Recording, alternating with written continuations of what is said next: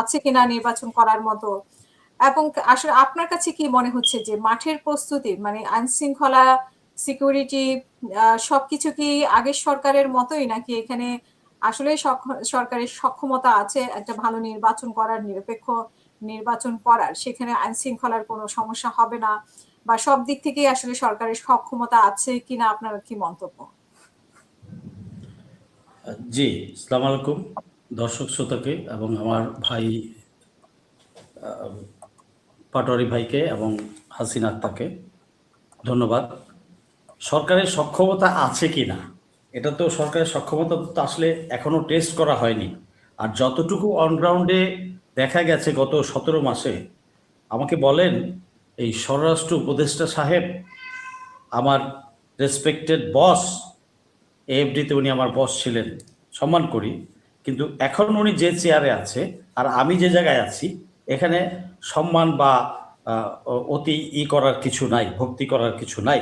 এখানে আমি ওনাকে ইচ্ছা মতো ধোলাই দিব, কারণ আমি জনগণ আর উনি রাষ্ট্রের উপদেষ্টা বা মন্ত্রী। উনি, আমার প্রশ্ন হচ্ছে গত 17 মাসে প্রায় 1.5 বছর উনি পুলিশের রিফর্ম কি করেছেন? এতগুলো রিফর্ম কমিশন হলো, আমরা কিন্তু দেখেছি কম বেশি অন্যান্য রিফর্ম কমিশনগুলোর রিপোর্ট দেখেছি বা শুনেছি, কিন্তু পুলিশ কমিশনের রিফর্ম কমিশনের ব্যাপারে জনগণ কিন্তু খুব একটা ওয়াকিবহাল না, আমিও না। তাহলে এই যে পুলিশ দুর্বল রয়ে গেল, পুলিশ 3 মাস তো পুলিশ পাওয়াই যায়নি থানায়, ডেকে ডেকে আনতে হয়েছে। তারপরে দুর্বল ছিল, ছাত্ররা সাপোর্ট দিয়েছে, সেনাবাহিনী সাপোর্ট দিয়েছে, পুলিশ কাজ করা শুরু করেছে, গুড, ধন্যবাদ পুলিশ ভাইদেরকে। কিন্তু পুলিশের তো হাজারো লিমিটেশন রয়ে গেছে, পুলিশ তো রিকভার করতে পারে নাই। তো কিভাবে আপনি এই ইলেকশনে পুলিশকে ডিপ্লয় করবেন? পুলিশ হচ্ছে এখানে প্রাইমারি, সেনাবাহিনী আসবে তাকে অগমেন্ট করতে। তো সাফিসিয়েন্ট ফোর্স কি আছে? যে ওই স্বরাষ্ট্র উপদেষ্টার কাছে কি সাফিসিয়েন্ট ফোর্স আছে? উনি তো গায়ের জোরে বলে দিবেন ইয়েস, নির্বাচন কমিশনও বলে দিবেন। ডক্টর ইউনূসও যেহেতু সবাই চাপাচাপি করে, তো স্বাভাবিকভাবেই উনি চেষ্টা করছে মানুষের করার জন্য, খুশি করার জন্য পলিটিক্যাল দলগুলা। এখানে আসলে ওনার উচিত হয়নি, আমি সাধারণ মানুষ হিসেবে বলছি, ওনার উচিত ছিল জনগণের কাছে শোনা। উনি বিভিন্ন সময় ডায়ালগ করেছেন পলিটিক্যাল পার্টিদের। আর এই পলিটিক্যাল পার্টিরা বিপ্লব করেছে? বিপ্লব করেছি আমি, বিপ্লব করেছে ছাত্র জনতা, কৃষক, রিক্সাওয়ালা, সিএনজিওয়ালা, সবজি বিক্রেতা। পলিটিক্যাল পার্টিগুলো তো করে নাই। হ্যাঁ, ওদের দলের ব্যক্তিগতভাবে কেউ কেউ এসেছে, সেটা তার ছেলে বা মেয়ে যোগদান করেছে, বাবা মাও এসেছে, বাট দল হিসেবে তো কেউ পার্টিসিপেট করে নাই। এখন যে যত যাই বলুক আমরা এটা করেছি সেটা করেছি, করে নাই। তো তাদের কথা কেন শুনতে গেলেন ডক্টর ইউনূস? ডক্টর ইউনূসের উচিত ছিল ছাত্র জনতা বা সাধারণ জনগণের পালস কি সেই অনুযায়ী নির্বাচনের দিন তারিখ ঠিক করা। তার আগে উচিত ছিল গণভোটটা আলাদাভাবে দেওয়া। গণভোটটা দিলে অনেক কিছু পরিষ্কার হয়ে যেত এবং আইনিভাবে উনি একটু এই সরকার একটু শক্তিশালী হতে পারত। তো সেগুলো হয়নি। এখন ডক্টর ইউনূসের তো বুদ্ধিমান, বিদ্বান, ওয়ার্ল্ড ফিগার, আমি তো ছোটখাটো আম জনতা।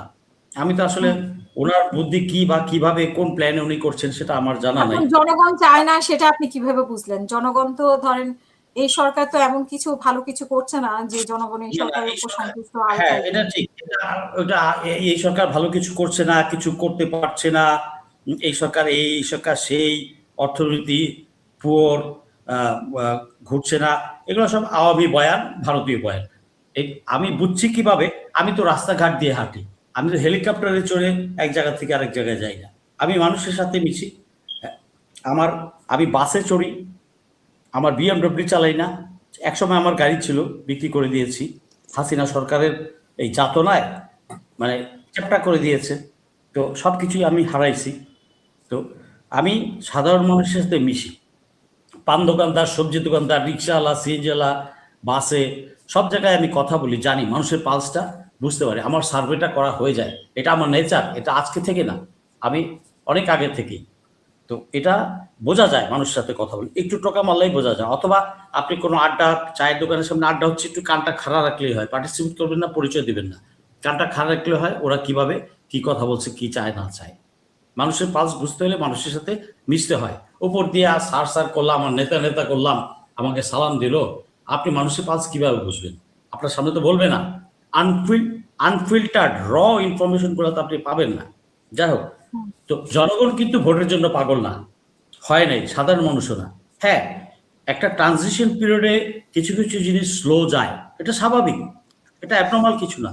আর বিপ্লবোত্তর একটা পরিবেশে, এত বড় বিপ্লবোত্তর পরিবেশে একটা এই যে ট্রানজিশন পিরিয়ডটা আমরা পার করছি, এখানে আমাদের ধৈর্য ধরতে হবে। হ্যাঁ, আমারও কম ইনকাম হচ্ছে, আরেকজনের কম ইনকাম হচ্ছে। আমরা বেটার কিছু পেতে চাইলে, লং লাস্টিং সাস্টেইন কোনো ভালো কিছু বা ডেভেলপমেন্ট পেতে হলে আমাদেরকে আরেকটু ধৈর্য ধরতে হবে। আচ্ছা, কিন্তু আমাকে আপনাকে অতিষ্ঠ করে তুলছে ইউনুস এইটা, ইউনুস সেটা, এই করলো না, সে ইউনুসের ল্যাকিং আছে। ইউনুস বলতে আমি ইন্টারিম গভর্নমেন্টের ল্যাকিংস আছে, ডোমেস্টিক্যালি আছে, আই ডু অ্যাগ্রি। এবং প্রথমেই তো ভুল করেছে, তার যে ইউনুস এসে তো সরকার গঠন করেন নাই নিজের হাতে, সব তো রেডিমেড করে রাখছেন আসিফ নজরুল সাহেব, তারপরে ওয়াকার, আরো ডান বাম ডেইলি স্টার, এটা হাসিনার চালাচামড়া। ডক্টর ইউনুসেরও তো পছন্দের লোক আছে এখানে, পছন্দের লোক আছে, উনি লাস্টে এসে 3-4 জন বা 5 জন ঢুকিয়েছেন, সেটা উনি করেছেন। তো রিজনাল চৌধুরী হয়তো তার পছন্দের না, এ কথার কথা আমি জানি না, হয়তো আগেই অনেকে করেছে, কারণ আসিফ নজরুল এরা কানেক্টেড বিভিন্ন ইস্যুর সাথে। তারপরে আপনি আদিল সাহেবকে বসাইছেন, ভালো কথা, উনি সাফারার, সাফারার তো উনার চেয়ে বেশি সাফারার আমি, আরো অনেক মেজর সাহেব আছে, তাদের মিলে তো ভালো চালাইতো মন্ত্রণালয়। Why have you not taken? এই দেশে ক্যাপ্টেন মন্ত্রী হয়নি, এই দেশে লেফটেন্যান্ট কর্নেল আকবর বিএনপির মন্ত্রী ছিল না, মেজর হাফিজ মন্ত্রী ছিল না, আরো অনেক কিছু ছিল না। ইউনিট 75 বছর বয়স, যার প্যাম্পার পরে হাঁটতে হয়, তা সে কি দেশকে দিবে? Why haven't to picked up the courageous people? বিপ্লবীদেরকে নেন নাই কেন? আজকে দেখেন, এই যে যতগুলা ইন্টারনাল ডোমেস্টিক্যালি আমরা যেই সমস্ত ক্ষেত্রে আমরা ডিফিকাল্ট ফেস করছি বা এখন করে আপনি আসছি, বলছেন যে বিপ্লবীদেরকে নেয়নি কেন? বিপ্লবীদের থেকে তো 3 জন নিয়েছে, সেখানেও তো অনেক প্রশ্ন। এই যে 2 জন তফসিলের আগের দিন তারা মানে পদত্যাগ করে এখন বিপ্লবীকে, দেশপ্রেমিক কি সৎ অনেস্ট দেশপ্রেমিক অফিসার, রিটায়ার্ড অফিসার ছিল না পুলিশে, আর্মিতে, সিভিল ব্যুরোক্রেটসদের মধ্যে? পলিটিক্যাল নন পলিটিক্যাল লোকজন কিছু ছিল না? দিতে পারতেন না? শুনেন, এই দেশে যোগ্য লোকের অভাব নাই। মানুষ ফালতু কথা বলে, এই দেশে যোগ্য লোকের অভাব নাই, যোগ্য লোককে কেউ পিক করে না। শয়তান লোকরা, তাদের যোগ্যতার অভাব, এই জন্য আউটস্মার্ট করে দিবে তাকে, সেই ভয় তাদেরকে করে না। আর ভাগ বাটোয়ারার ইয়ে থাকতে পারে, সেটা এই এই ইন্টারিম গভর্নমেন্ট ক্ষমতা ত্যাগ করুক না। আমি দুদক চেয়ারম্যান ডক্টর মোমেন সাহেবকে বলবো, ফাইলটা খুলে রাখেন, চালু করবেন পরে, এতে প্রত্যেকটার ফাইল দেখতে চাই, এতে প্রত্যেকটার আমলনামা দেখতে চাই। দেখতে হবে, দেখতে চাই না, দেখতে হবে, অবশ্যই হবে। কারণ আগের দিন ভুলে যান, মানুষ ভুলে যায় অনেক কিছু, প্রতিটা মানুষ ধরবে এদেরকে, তারা উচিত। ডক্টর ইউনূস অনেক ভালো কাজ করছেন, উনি ফিনান্সিয়াল সেক্টরটা স্টেবল রেখেছেন, হুইচ ইজ মোস্ট ইম্পর্টেন্ট। আচ্ছা, তারপর আরো অনেক কিছু করেছেন, পোর্টটা দিয়ে দিয়েছেন, ভালো। এখন আমি রিকোয়েস্ট করবো, এয়ারপোর্টগুলা, ইন্টারন্যাশনাল এয়ারপোর্ট যেগুলো আছে, ঢাকা, সিলেট, চিটাগং এবং সাইদপুর, এই 4টাকে তাড়াতাড়ি বিদেশি অপারেটরকে দেওয়া হোক 20 বছরের জন্য, এবং একই সাথে নিউ রিক্রুটমেন্ট করা হোক আমাদের ফ্রেশ গ্র্যাজুয়েটগুলাকে, তাদের সাথে শিখে কাজ শিখে। আর বুড্ডাগুলাকে তাড়াতাড়ি গোল্ডেন হ্যান্ডশেক দিয়ে ওই ওয়ান নিউ বন্দোবস্ত, নতুন বন্দোবস্তে সাজাতে হলে নতুন ছেলেমেয়েদেরকে তুলে আনতে হবে, ট্রেন আপ করতে হবে। এই ট্রেন আপটা পিচাং পোর্টেরও যেই বস্তা পচা যেগুলো আছে আস্তে আস্তে খালাস করে দিয়ে প্রতি বছর কিছু কিছু নতুন ঢুকানো উচিত, যাতে আমরা যখন টেক ওভার করবো তখন যেন স্মার্টলি চালাতে পারে আমাদের এবং নিউ সিস্টেমে অভ্যস্ত হয়ে যায়। সেটাই হইতে হবে, পরিবর্তনটা এভাবেই আনতে হবে। ঠুস করে দলীয় কিছু বসায় দিলাম, করলাম, ভাগবাটোয়ারা খাইলাম, দেশটা মনে হয় কারো বাপের সম্পত্তি। পলিটিক্যাল লিডারদের কি বাপের সম্পত্তি নাকি? হ্যাঁ, দুইটা পিঠা খাওয়ার দিন শেষ, ভুলে যান। যাই হোক, আমি আসি সিকিউরিটির ব্যাপারে। সিকিউরিটি কোন জায়গাটায় উনি প্রস্তুত আমাকে বলুন। মানুষ তো ভোটের খুশিতে নাচবেই, খুশিতে নাচবেই, মাগনা দিলে কে না খায়? আমরা জানি, কিন্তু আসলে প্রস্তুতি কতটুকু? মানে আমরা আগে সরকারের সমালোচনা করেছি, 2018 সালে কিভাবে নির্বাচন হয়েছে আমরা দেখেছি, 24-এ কিভাবে। আগের যে স্ট্রেংথটা ছিল, আপনি স্বাভাবিকভাবেই বোঝা যায়, আগের যে ম্যান পাওয়ার ছিল সেই ম্যান পাওয়ার কি আছে ওনার? সেই পরিমাণ পুলিশ অফিসার নিচের দিকে ফিল্ডে তাহলে অফিসার কিভাবে যারা করবেন উনি নির্বাচন? এসআই আছে, কিভাবে করবে এটা দিয়েছে, দেখা যাক। আপনারা যেহেতু চাচ্ছেন, আমরা যেহেতু চাচ্ছি, তো ইউনূস সাহেব দিয়েছেন, চাপে দিয়েছেন, কি করবে? নাও ভাই, গণতন্ত্র খাও, সমস্যা কোথায়? আপনিও খাবেন, আমিও খাবো। আমরা কি আরেকটা হযবরল নির্বাচন চাই? দেশটাকে কি আরো একটা গর্তের মধ্যে ফেলতে চাই? আরো কিছু হয়ে যাক? তো যেই লাউ সেই কদু, বা তার চেয়ে বেশি খারাপ কিছু যদি একটা নির্বাচন হয়, অথবা খারাপ কিছু লোক চলে আসে, তাহলে আমাদের রক্ত দিলাম কেন? আমি কেন রক্ত দিলাম? আমি কেন মৃত্যুর মুখে গেলাম? আমি কেন পুলিশ সামনে গেলাম? ইয়াং জেনারেশন কেন গেল? 2000 শহীদ কেন হলো? 35,000 পঙ্গু কেন হলো? তাদের জীবন ফিরিয়ে দেন, তাদের স্বাভাবিক জীবন ফিরিয়ে দেন। এই ফিরিয়ে দেওয়ার দায়িত্ব ডক্টর ইউনূসের না, এই ফিরিয়ে দেওয়ার দায়িত্ব পলিটিক্যাল পার্টিগুলা পলিটিক্যাল পার্টিগুলা পলিটিক্যাল পার্টিরা মেজর কোনো দায়িত্ব পালন করেছে? ইট ওয়াজ দেয়ার রেসপন্সিবিলিটি। তাদের দায়িত্ব ছিল দেশকে গড়ার জন্য। খালি কেমনে কোন পোস্ট নিব, কোন সেক্রেটারি তার দলের বসাবে, কোন প্রতিষ্ঠান হেড তার দলের বিষয় দেবে, কোনটা জামাতে বসতে হবে, কোনটা বিএনপির বসতে হবে, কম্পিটিশন দিয়া ভাগাভাগি, চেয়ার ভাগাভাগি, কাজ ভাগাভাগি, এইটা সেটা, তাই তো দেখেছি। আর সকল কিছুতে না না না।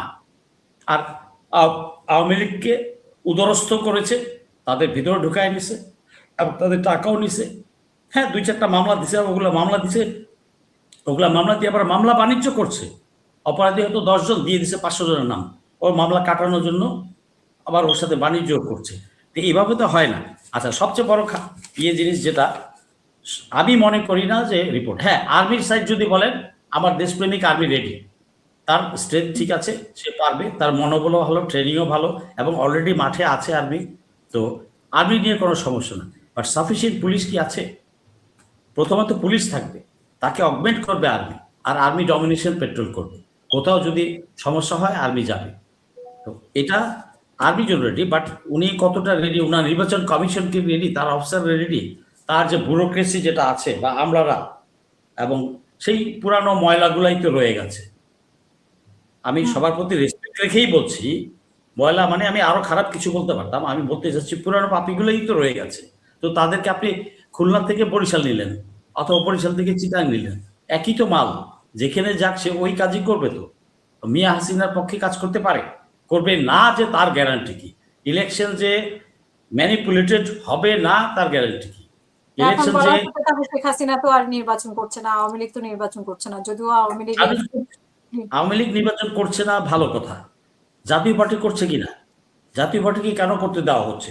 জাতীয় পার্টি তো স্বৈরাচারের এই হত্যাকারীর দোষর, এবং পার্টিসিপেটও করেছে হত্যায় তারা। তো তাদের কোন আইনে তাদেরকে বিচারের আওতায় আনার কথা ছিল। কতবার আমি এই শাহবাগের মঞ্চ 24, তারপর ইভেন আমরা নেক্সাস ডিফেন্স অ্যান্ড জাস্টিসের পক্ষ থেকে আমি এবং আমার বন্ধুরা রিটায়ার্ড অফিসার কতবার আমরা আবেদন তুলেছি। কোথায় তাদেরকে ব্যান করা তো দূরের কথা, জাতীয় পার্টির একটা নেতাকে আইনের আওতায় আনা হয়েছে, বলেন। ইনুমিনু সোনু ওদেরকে আনা হয়েছে, বাট ওই জাতীয় পার্টি ক্রিম খেয়ে গেল, মাখন খাইলো, আর বহাল তবিয়তে ইনট্যাক্ট রইল। কেন?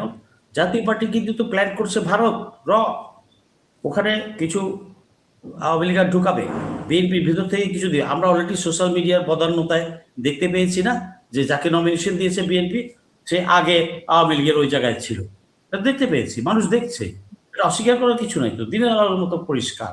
তাহলে কিভাবে আমরা নির্বাচন রেডি? আর নির্বাচন যে সুষ্ঠু হবে, হাঙ্গামা করবে না, কতটা রেডি? হ্যাঁ, আশা সবাই করে, স্বরাষ্ট্রমন্ত্রী সাহেব আশা করবেন, নির্বাচন কমিশন আশা করবেন, ভালো। আর ডক্টর ইউনূসকে সবাই গিয়ে যা ব্রিফ দেয়, উনি ওটাতেই তো মনে করে, কারণ উনি তো গ্রাউন্ডে এসে বা যাচাই করার কোনো নাই, আর ওনার সময় নেই। সবচেয়ে বড় কথা হচ্ছে he is too busy a man, তার তো এই নিচে লেভেলে দেখার কথা না।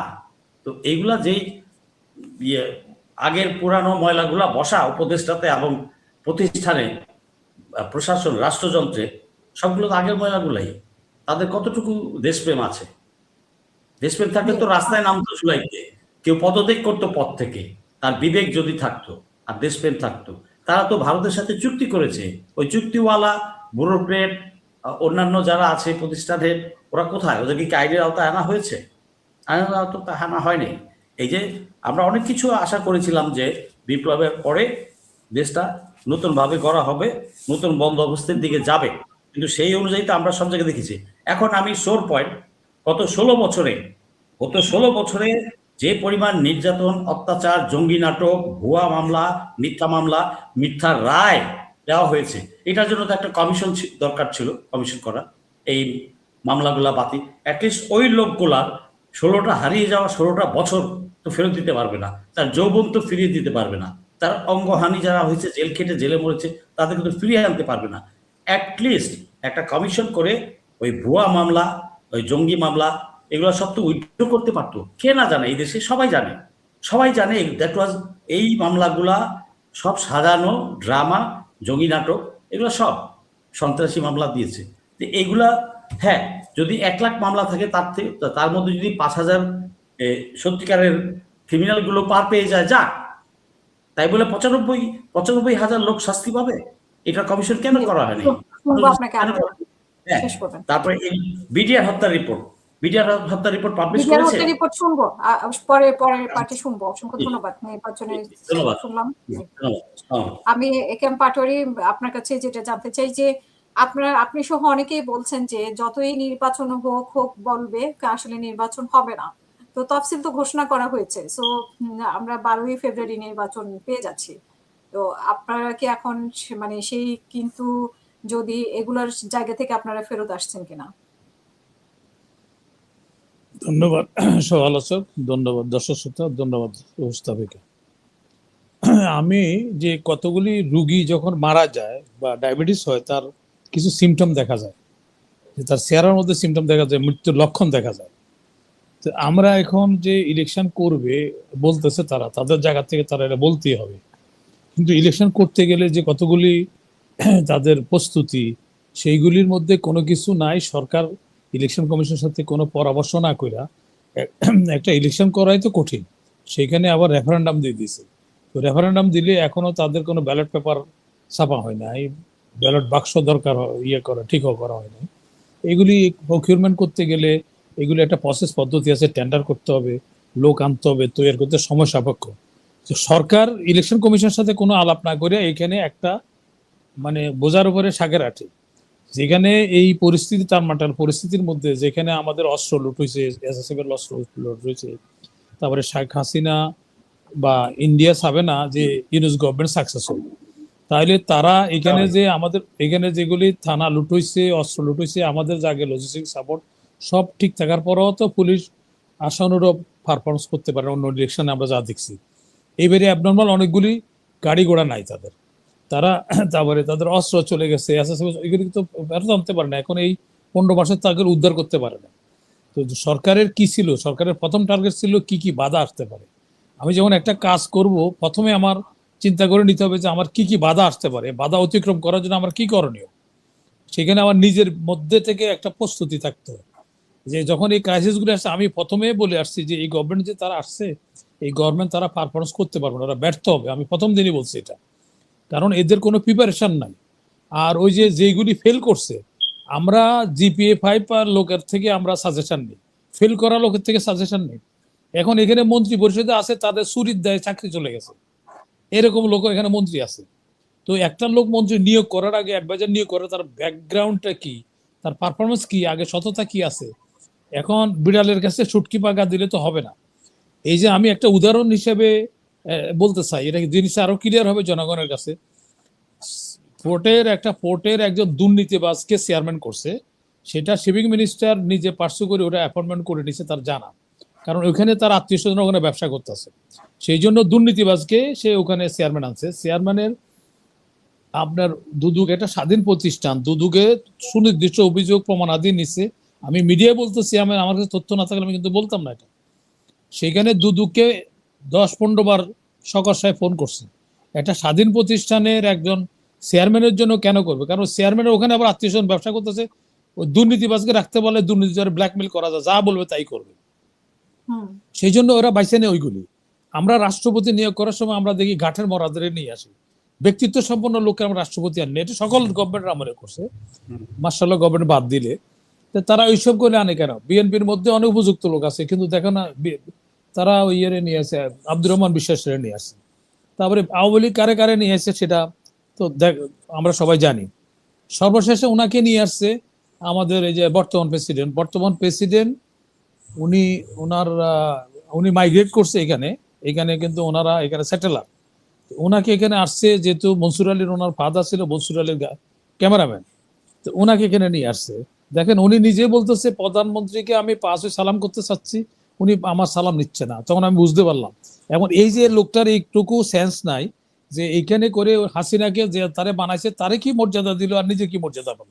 সে কদম বসিমার কাছে এই কথা বলতেছে। দেখেন কোন অনেকগুলি কথা হয়ে যাবে, অনেক ঘটনা ঘটলেও তো মানুষের নিজের আত্মমর্যাদার জন্য, এখন উনি তো ব্যক্তিত্বের জন্য। বলতেছে উনি পদত্যাগ করবেন, উনি আসলে এটা অসম্মান বোধ করছেন, অপমানিত না না বোধ না না, করছেন। উনার তো সম্মান বোধ থাকলে না অসম্মান বোধ মনে করবে। ওনার 2 সম্মান বোধ বছর আছে, রিসিভ খাওয়ার পর।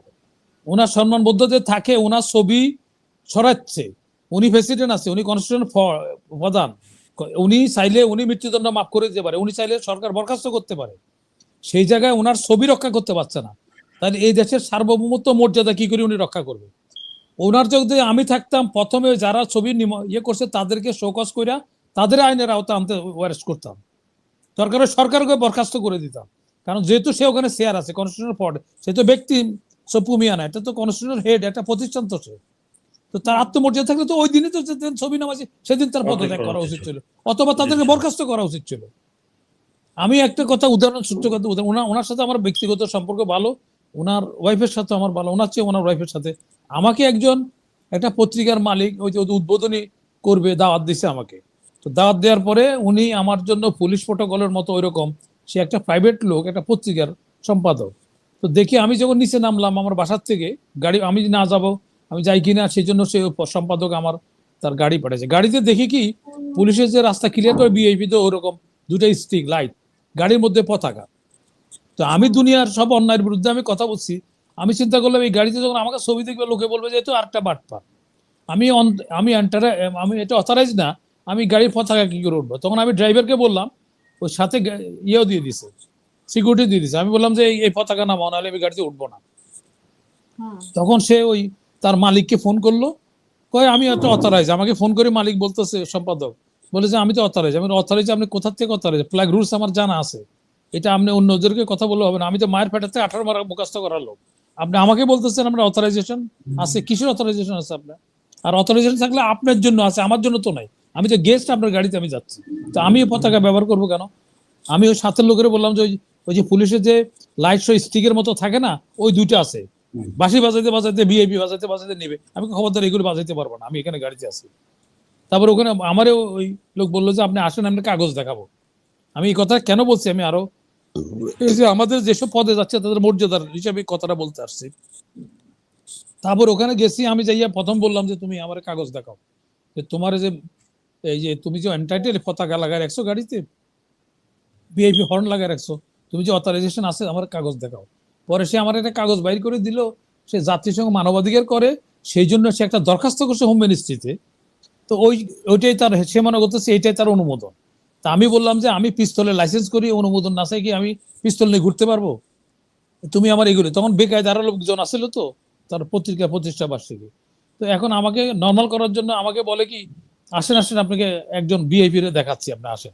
তো তার অফিসের পাশে একটা রুম আছে, রুমটা কিন্তু বোঝা যাচ্ছে না, কাঠ দিয়ে করানো আছে এমন ভাবে যে এটা ওখানে রুম আছে কিনা তাও বোঝা যাচ্ছে না, কারণ কাঠটা ওইভাবে করা, ডেকোরেশন করা। ওইটা ছোট্ট একটা চাবি আছে, ওটা সরাই দিলে দরজা দিয়ে আরেকটা রুম, এটা বোঝা যায় না, কোনো লোক বুঝতে পারবে না যে তার রুমের ভিতরে আরেকটা রুম আছে এরকম। তো আমার বলে আসেন আপনার লোক একদম ভিআইপির লোকে পরিচয় করাবো। তো যাইয়া দেখি আমার সব পুমি ওখানে বসে আছে ফ্লোরে বালিশ টেলে নিয়ে। তো আমার ওনার পরিচয় করেছে, আমি না ওনার থেকে আমি ওনার রেবেকাকে আমি ভালো চিনি ওনার থেকে, আমি তো অন ইয়ারে বলতেছি উনি রাষ্ট্রপতি। তো ওনার লোক আমি বললাম যে ওনার থেকে বেশি আমার আমি ওনার থেকে ওনার বউকে আমি ভালো চিনি, তাকেও তো চিনি, কারণ সে দুদকের চেয়ারম্যান গোলাম রহমান আমার মামা। তো উনি ওখানে কমিশনার ওনার আন্ডারে চাকরি করছে, আমি তো জানি অনেক ইতিহাসে জানি, আমার গোলাম রহমান সাহেব অনেক তথ্য দিচ্ছে কি উনি কি কি কাজ করছে, আমার আমার তো জানা আছে ওখানে। আচ্ছা, তারপরে উনি সালমান এস আলমের চাকরি করছে এখান থেকে, এটা করতে পারে না, দুদকের চেয়ারম্যান অন্য কোনো জায়গায় চাকরি করতে পারে না। তারপরে সেখানে শেখ রেহানার তদবিরে সে এস আলম তাকে রাষ্ট্রপতি করছে। আর ওই রাষ্ট্রপতিকে বাদ দেওয়ার জন্য প্রশ্ন আসছে, হাসিনা চলে গেছে, তখন আবার এস আলম ওই যে আমাদের সালাউদ্দিন ওটা প্রোটেকশন দিচ্ছে, কারণ সালাউদ্দিন ছিল ইন্ডিয়া, সেখানে তার প্রোটোকল 100 গাড়ি দিয়ে তারা চিটং নিছে। তার ওই যে তার অফিস দেখে সালাউদ্দিনের ছেলে দেখে ওটা, তো আমি মিডিয়ায় বলতেছি, তারা বলুক যে এটা অস্বীকার করুক, আমার কাছে ছবি শুদ্ধ আছে, তারা অফিসে করতেছে। তো এই হলো অবস্থা। কিন্তু এখানে দেখা যাচ্ছে যে যখন প্রশ্ন আসলো এই গভর্নমেন্টে ভালোভাবে চলতে পারছে না কেন? চলতে পারছে না, প্রথমত তারা ছাত্রদেরকে এখানে নিয়ে আসছে। শ্রীলঙ্কা কি হয়েছে? শ্রীলঙ্কা কি এই যে আন্দোলন করে সরকার পরিবর্তন, কোনো ছাত্রকে কোনো পাওয়ার শেয়ার করছে তারা? তারপরে আমাদের এখানে আসম আব্দুর রব, সিরাজ আলম খান, সাইদ খলিফা এবং আমি নিজেও মুক্তিযোদ্ধা ছিলাম। আমরা তো ব্যাক টু দ্য ফ্যামিলি, আমরা ছাত্র জীবন চলেছে, আমরা তো কোনো শেয়ার করি নাই। এই যে এখন ইউনুস সাহেব ছাত্ররা যে যেরকম আন্দোলনে ছিল, এই যে কর্নেল ফেরদৌস আজিজ, উনিও তো কয়টা সেলাই পড়ছে ওনার মাথায়, আমরা দেখেছি। এরকম ওনারাও তো ছিল, আরো অনেকেই ছিল, আমি আমাদের আমি মতো আমি আমি অনলাইনে আমি অনলাইন আমি অ্যাক্টিভিস্ট আমি ছিল। আমি সেই কথা বলি। এই যে স্বাধীনতা যুদ্ধে যারা গেছে মারা গেছে না, কারো পা হারাইছে না, তো তাই বলে ওইটা তো তার দেশমাতৃকা গেছে, সে স্যাক্রিফাইস করছে ওটা, তারা না, এর জন্য তারপরে শহীদ বিনিময়। ফ্যামিলি ছিল, আহত পরিবার ছিল, তারা তো সবাই না না না, অংশীদার হওয়ার আমি কথা। ওই কথাই বলতেছি আমি, যে সরকার পরিবর্তন আর মানে রাষ্ট্র রাষ্ট্র পরিবর্তন চালানো। করা, ছাত্র স্বাধীনতা করা এক জিনিস না। কারণ একটা জীবনে, মানুষের জীবনে কয়েকটা জেনারেশন একটা সুযোগ পায় না যে স্বাধীনতাতে অংশগ্রহণ করা। আর মানুষের প্রতি 5 বছর পরে, 3 বছর পরে সরকার পরিবর্তন হইতে পারে। প্রতিটা নাগরিকের রাষ্ট্র পরিবর্তন করার সুযোগ পাইতে পারে, কিন্তু স্বাধীনতার সুযোগ সে পাবে না। এটা জীবনে একবারে হয়, কয়েক জেনারেশনের মধ্যে একবারে হয়। তো সেখানে গুরুত্ব দিলে কি হবে? গুরুত্ব যদি দিই আমরা, তাহলে রাষ্ট্র গঠন করা, সার্বভৌমত্ব করা, পতাকা নেয়া আর সরকার পরিবর্তন করা কি এক? তো যারা আমরা যে দেশ পরিবর্তন করলাম, ভূখণ্ড দিলাম, পতাকা দিলাম জাতিকে, আমরা তো ক্ষমতা নিলাম না। আসম আব্দুর রবের মতো লোকেরা তো নিল না, সিরাজ আলম খানে নিল না, শাহজাহান সিরাজের নিল না। তাহলে এরা কয়েকজন? এরা তো একটা ফ্যাকশন। এরা কিন্তু সকল ছাত্র দলের নেতৃত্ব তারা করে না, তারা একটা ফ্যাকশন মাত্র। এবং আমাদের ইউনুস গভর্নমেন্ট বললো কি ওরা আমার অ্যাপয়েন্টিং অথরিটি। একটা জমি কিনতে গেলে তার ভায়া দলিল লাগে। তো আমার অ্যাপয়েন্টিং অথরিটি সে অথরিটি কোথায় পাইলো? কোথায় হতে পারলো? দেখেন, এটা করে প্রথম ছাত্রদের সর্বনাশ করে দিল, লেখাপড়া বাদ দিয়ে দিল। তারা এখন মন্ত্রী হবে, আমরা সব মন্ত্রী হব, দরকার হলে রিটায়ার করা মন্ত্রীকে টিউটর বানাবো। ওই যে একটা গান আছে না, তো আমরা মন্ত্রী হবো, সবাই আমরা মন্ত্রী হবো এখন। তো এখন ইউনুস গভর্নমেন্ট সাহেবের মতো লোকে এরকম পোলাপান, নাবালক পোলাপান এর দিয়া মন্ত্রিত্ব বানালো। তারপরে মন্ত্রীদের কত কাহিনী, 400 টাকা পাওয়া যায়, এয়ারপোর্টে বস্ত্র পাওয়া নিয়ে ঢুকে বাপের কি করে, তারপরে তারে আবার কি করলো, 11th আওয়ার পর্যন্ত রাখলো, পোর্টফোলিওটি চেঞ্জ করলো না। তাতে তো ওনার মনোবাসনা ইয়ে তো বোঝা যায়। কারণ এটা রুটিন ওয়ার্ক, সব তত্ত্বাবধায়ক পোর্টফোলিও চেঞ্জ হয়েছে।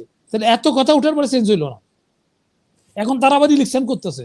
তাহলে এই যে গভর্নমেন্টের নিরপেক্ষতা হারাইছে তারা। তারা একটা কিংস পার্টি করছে, পুলিশ নেগোসিয়েশন করে ওদের লোক দিচ্ছে এখানে, রেলে ভাড়া করে, রেল বিনা ভাড়ায় ওদের লোক যাওয়ার ব্যবস্থা করেছে। তো ইউনুস গভর্নমেন্ট কাছে তো আমরা এটা আশা করি না উনি নিরপেক্ষ থাকবে। উনি কেন বিএনপির আসাদের অ্যাটর্নি জেনারেল বানাবে? কেন বিএনপির খালেদা জিয়ার এপিএস কে উনি কেন দুদকের চেয়ারম্যান বানাবে? এবং দুদকের চেয়ারম্যানের 32 পাতার তদন্ত রিপোর্ট আছে এখনো, ওটা খালাস হয় নাই, উনি অভিযুক্ত। তো অভিযুক্ত আর আগে উনি ওরা চেয়ারম্যান বানাইছে। আমি বলছি যে মোমিন সাহেব খারাপ লোক, মোমিন সাহেব ভালো লোক অফিসার, কিন্তু কথা হলে যখন একটা লোকের উপরে যখন কোনো নৈতিকতার দিক দিয়ে কি আসে, আমার বিরুদ্ধে একটা অভিযোগ আছে, অভিযোগটা সেটেল ডাউন না হওয়া পর্যন্ত আমাকে ওই পদে তো দেওয়া যেতে পারে না।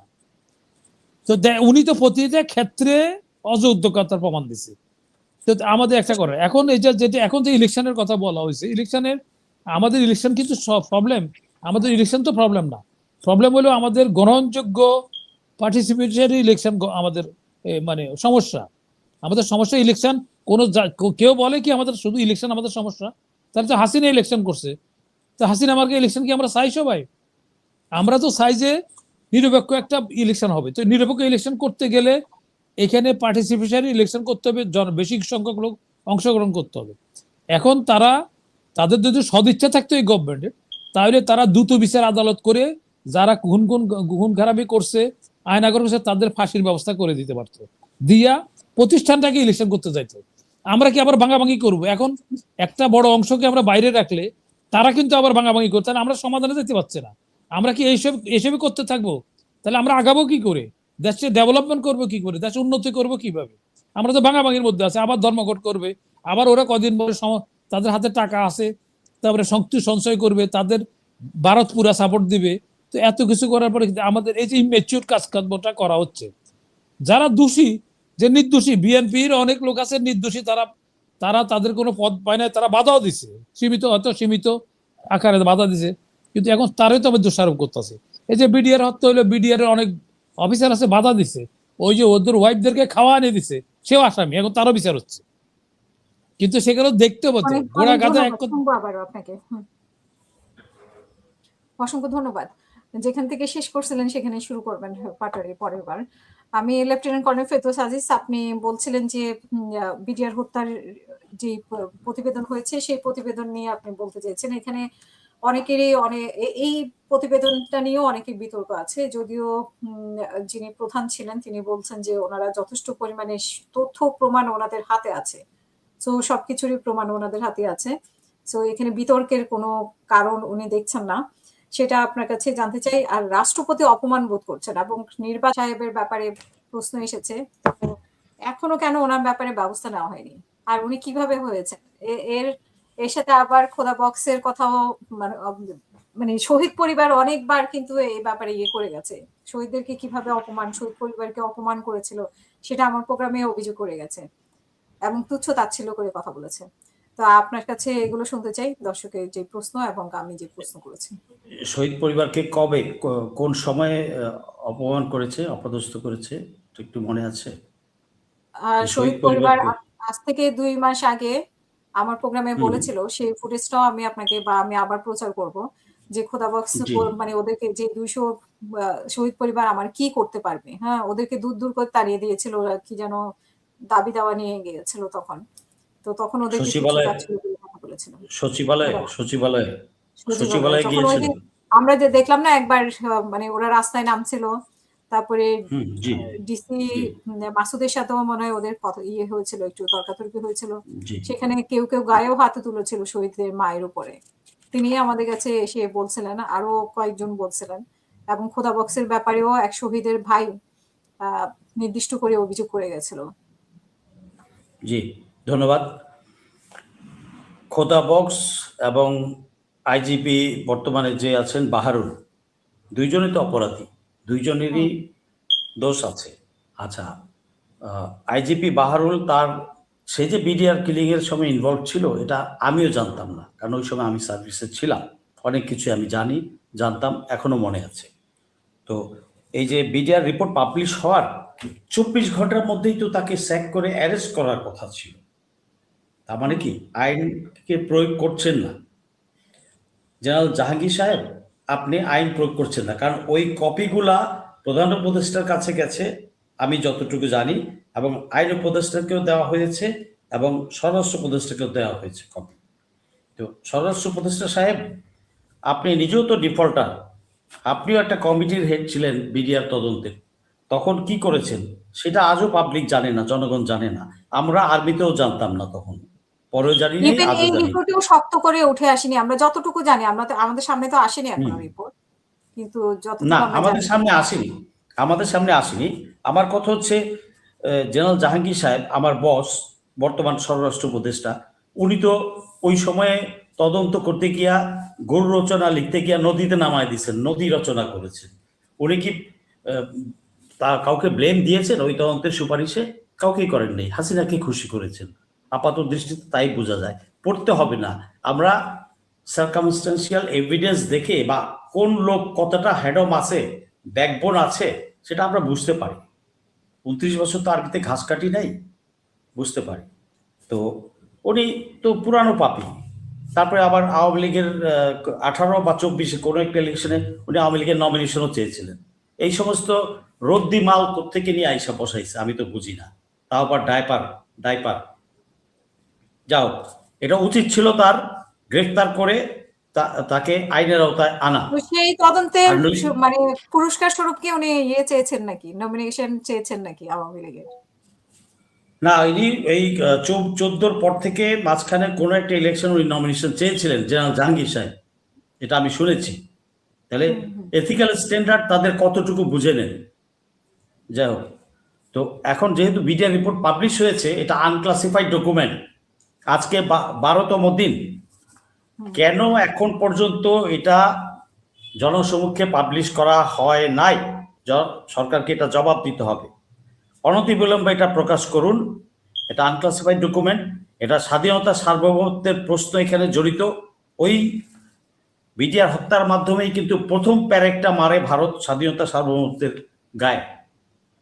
আর সেই থেকে পরবর্তীতে তার জন্য সবকিছু সহজ হয়ে গেছে।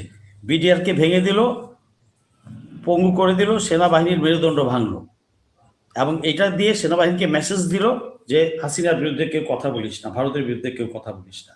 এবং তারপরে 16 বছর আমরা সশস্ত্র বাহিনীকে কিভাবে তারেক সিদ্দিকী, গংরা, হাসিনা কিভাবে কবজা করে রেখেছে, তাদেরকে কাজ করতে। সেনাবাহিনী দেশপ্রেমিক, অফিসাররা দেশপ্রেমিক, কিন্তু তাদেরকে মাথা ডাউন করে রেখেছে কয়েকটা পাঁচাটা বা কয়েক ডজন বা শখানেক বা 200 হতে পারে ম্যাক্সিমাম, পাঁচাটা গোলামকে সুবিধা দিয়ে সেনাবাহিনীকে তার মেরুদণ্ড ভেঙে দিয়েছে, কাজ করতে দেয়নি, ভালো কাজ করেনি। কাজ কোথায় করতে দিচ্ছে? আপনি বলেন এয়ারফোর্সের অ্যামুনিশন নাই, ছিল না, এয়ারফোর্সের কোনো ইকুইপমেন্ট কেনা হয় নাই, আর্মির কোনো ডেভেলপমেন্ট হয় নাই, কোনো ভালো কোনো ইকুইপমেন্ট কেনা হয়নি, তাহলে নেভির কিছু কেনা হয়নি, তো টাকা তো খরচ করেনি এখানে। কারণ তার প্রভু মোদিজি তাকে এই দেশের আর্মিটাকে শক্তিশালী হোক এটা চায় নাই, আর সেই জন্য করে নাই, রিপোর্টটা পাবলিশ করতে হবে।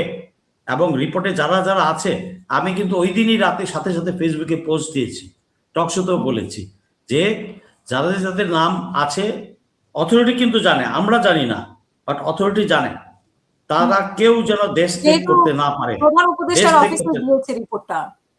হ্যাঁ গেছে, প্রধান উপদেষ্টা গেছে, প্রধান উপদেষ্টা কাছে গেছে। প্রধান উপদেষ্টা তো ওইটা নিয়ে বগল দাবা করে বসে নাই, নিশ্চয়ই উনি আইন উপদেষ্টা, স্বরাষ্ট্র উপদেষ্টাকে দিয়েছেন, এবং বিডিআর কমিশনের প্রধানও তাকে সাথে সাথে কপি দিয়েছেন, আমি যতটুকু শুনেছি। তো দিলে তাহলে উনি বসে আছেন কেন? উনি কি ব্যবস্থা নিয়েছেন, বা ইতিমধ্যে পালিয়ে গেছেন কিনা সেটাও তো জানি না। আমি তখনই টকশোতে বলেছি ওই দিন রাতেই যে 626 জন গেছে, হাজার হাজার গেছে, এইগুলো একটাও যেন যেতে না পারে। আর এইটা যদি কেউ একটা যায়, ব্যক্তিগতভাবে দায়ী থাকবে স্বরাষ্ট্র উপদেষ্টা, Khoda Bakhsh, IGP, immigration head, DG, BDR, যদি বিওপি দিয়ে বর্ডারল্যান্ড দিয়ে যায়, এগুলো তখনই বলা হচ্ছে, মানুষ বলা বলিও করেছে। তাই আমি জানতে চাই এখন আপনার অনুষ্ঠানের মাধ্যমে সরকার এই তাদের এর মধ্যে কেউ পালিয়ে গিয়েছে কিনা এটা জানাক, আর যেগুলা বাকি আছে এগুলোকে অ্যারেস্ট করা হোক, আইনের আওতায় আনা হোক। পালিয়ে যাওয়ার সুযোগ করে দিচ্ছে কিনা সেটাও তো দেখতে হবে, যে পালিয়ে যাওয়ার সুযোগ করে দিয়েছে কিনা, সুযোগ করে দিয়েছে কিনা সেটাও দাও। হ্যাঁ, সুযোগ করে দেওয়া হয়েছে অতীতে, এবারও দেওয়া হয়েছে কিনা সেটা জানতে চাই, সেটা আমি জানতে চাই, জাতিকে জানাতে হবে। 1 2 নম্বর কথা হচ্ছে আইজিপি কিভাবে চেয়ারে থাকে 48 ঘন্টার মধ্যে, তো তাকে শুধু পদ থেকে নামানো না, তাকে আইনের আওতায় হ্যান্ড ওভার করার কথা ছিল, তো হয়নি কেন? এখন আমি এবার বলে দিচ্ছি, আইজিপি বাহারুল যেন পালাতে না পারে। খোদা বক্স তাকে হেল্প করার চেষ্টা করছে। খোদা বক্স ইজ অ্যানাদার ক্রিমিনাল, তার ভাই মেজর সিনহা হত্যার সাথে জড়িত, তাকে কিন্তু ওই চার্জশিটে আনা হয় নাই আমি যতটুকু জানি। আল্লাহ বক্স নাম, নর্থ বেঙ্গলে বা অন্য কোথাও আছে, প্রমোশন পেয়ে আছে, তখন সে চিটাং বা কক্সবাজারের এসপি এই ধরনের ছিল। ওয়াই? দেশটা কি মগের মূল্য পাইছে? যার যার বাপের সম্পত্তি পাইছো? ওয়াই? আর না হলে আইন, মানুষ যদি আইন নিজের হাতে তুলে নেয়, কখন মানুষ আইন নিজের হাতে তুলে নেয়? যখন রাষ্ট্র ফাংশন করে না, রাষ্ট্রের আইন ফাংশন করে না, আইন প্রয়োগকারী সংস্থা ফাংশন করে না, বিচার ব্যবস্থা ফাংশন করে না, মানুষ বাধ্য হয়ে নেয়, এবং ওটা রাইট, আমি ওটাকে সমর্থন করি। আপনি বিচার করতে পারবেন না, আমি করব, জনগণ করবে, জনতার আদালতে বিচার হবে। বা মনে হয় তোমার বাড়িতে আমি ভাড়া থাকি, নাকি যে তুমি যা বলবা তাই শুনতে হবে, আর আইনের উল্টা পাল্টা করবা? কেন আল্লাহ বক্স কেন এইভাবে চাকরিতে আছে এখনো? খোদা বক্স কেন এখনো চেয়ারে বসা? খোদা বক্স কেউ আইনের আওতায় আনতে হবে। খোদা বক্স কি হাসিনার 9-এর আগে রিটায়ার করেছিল? হ্যাঁ, 9-এর আগেই রিটায়ার করেছিল সম্ভব, কারেক্ট। তো তাহলে খোদা বক্সে আছে, সে ক্লিপ খাইছে, সে কি করেছে? এই যে 18 মাস চলছে, সে পুলিশের রিফর্ম কমিশনের কি করেছে?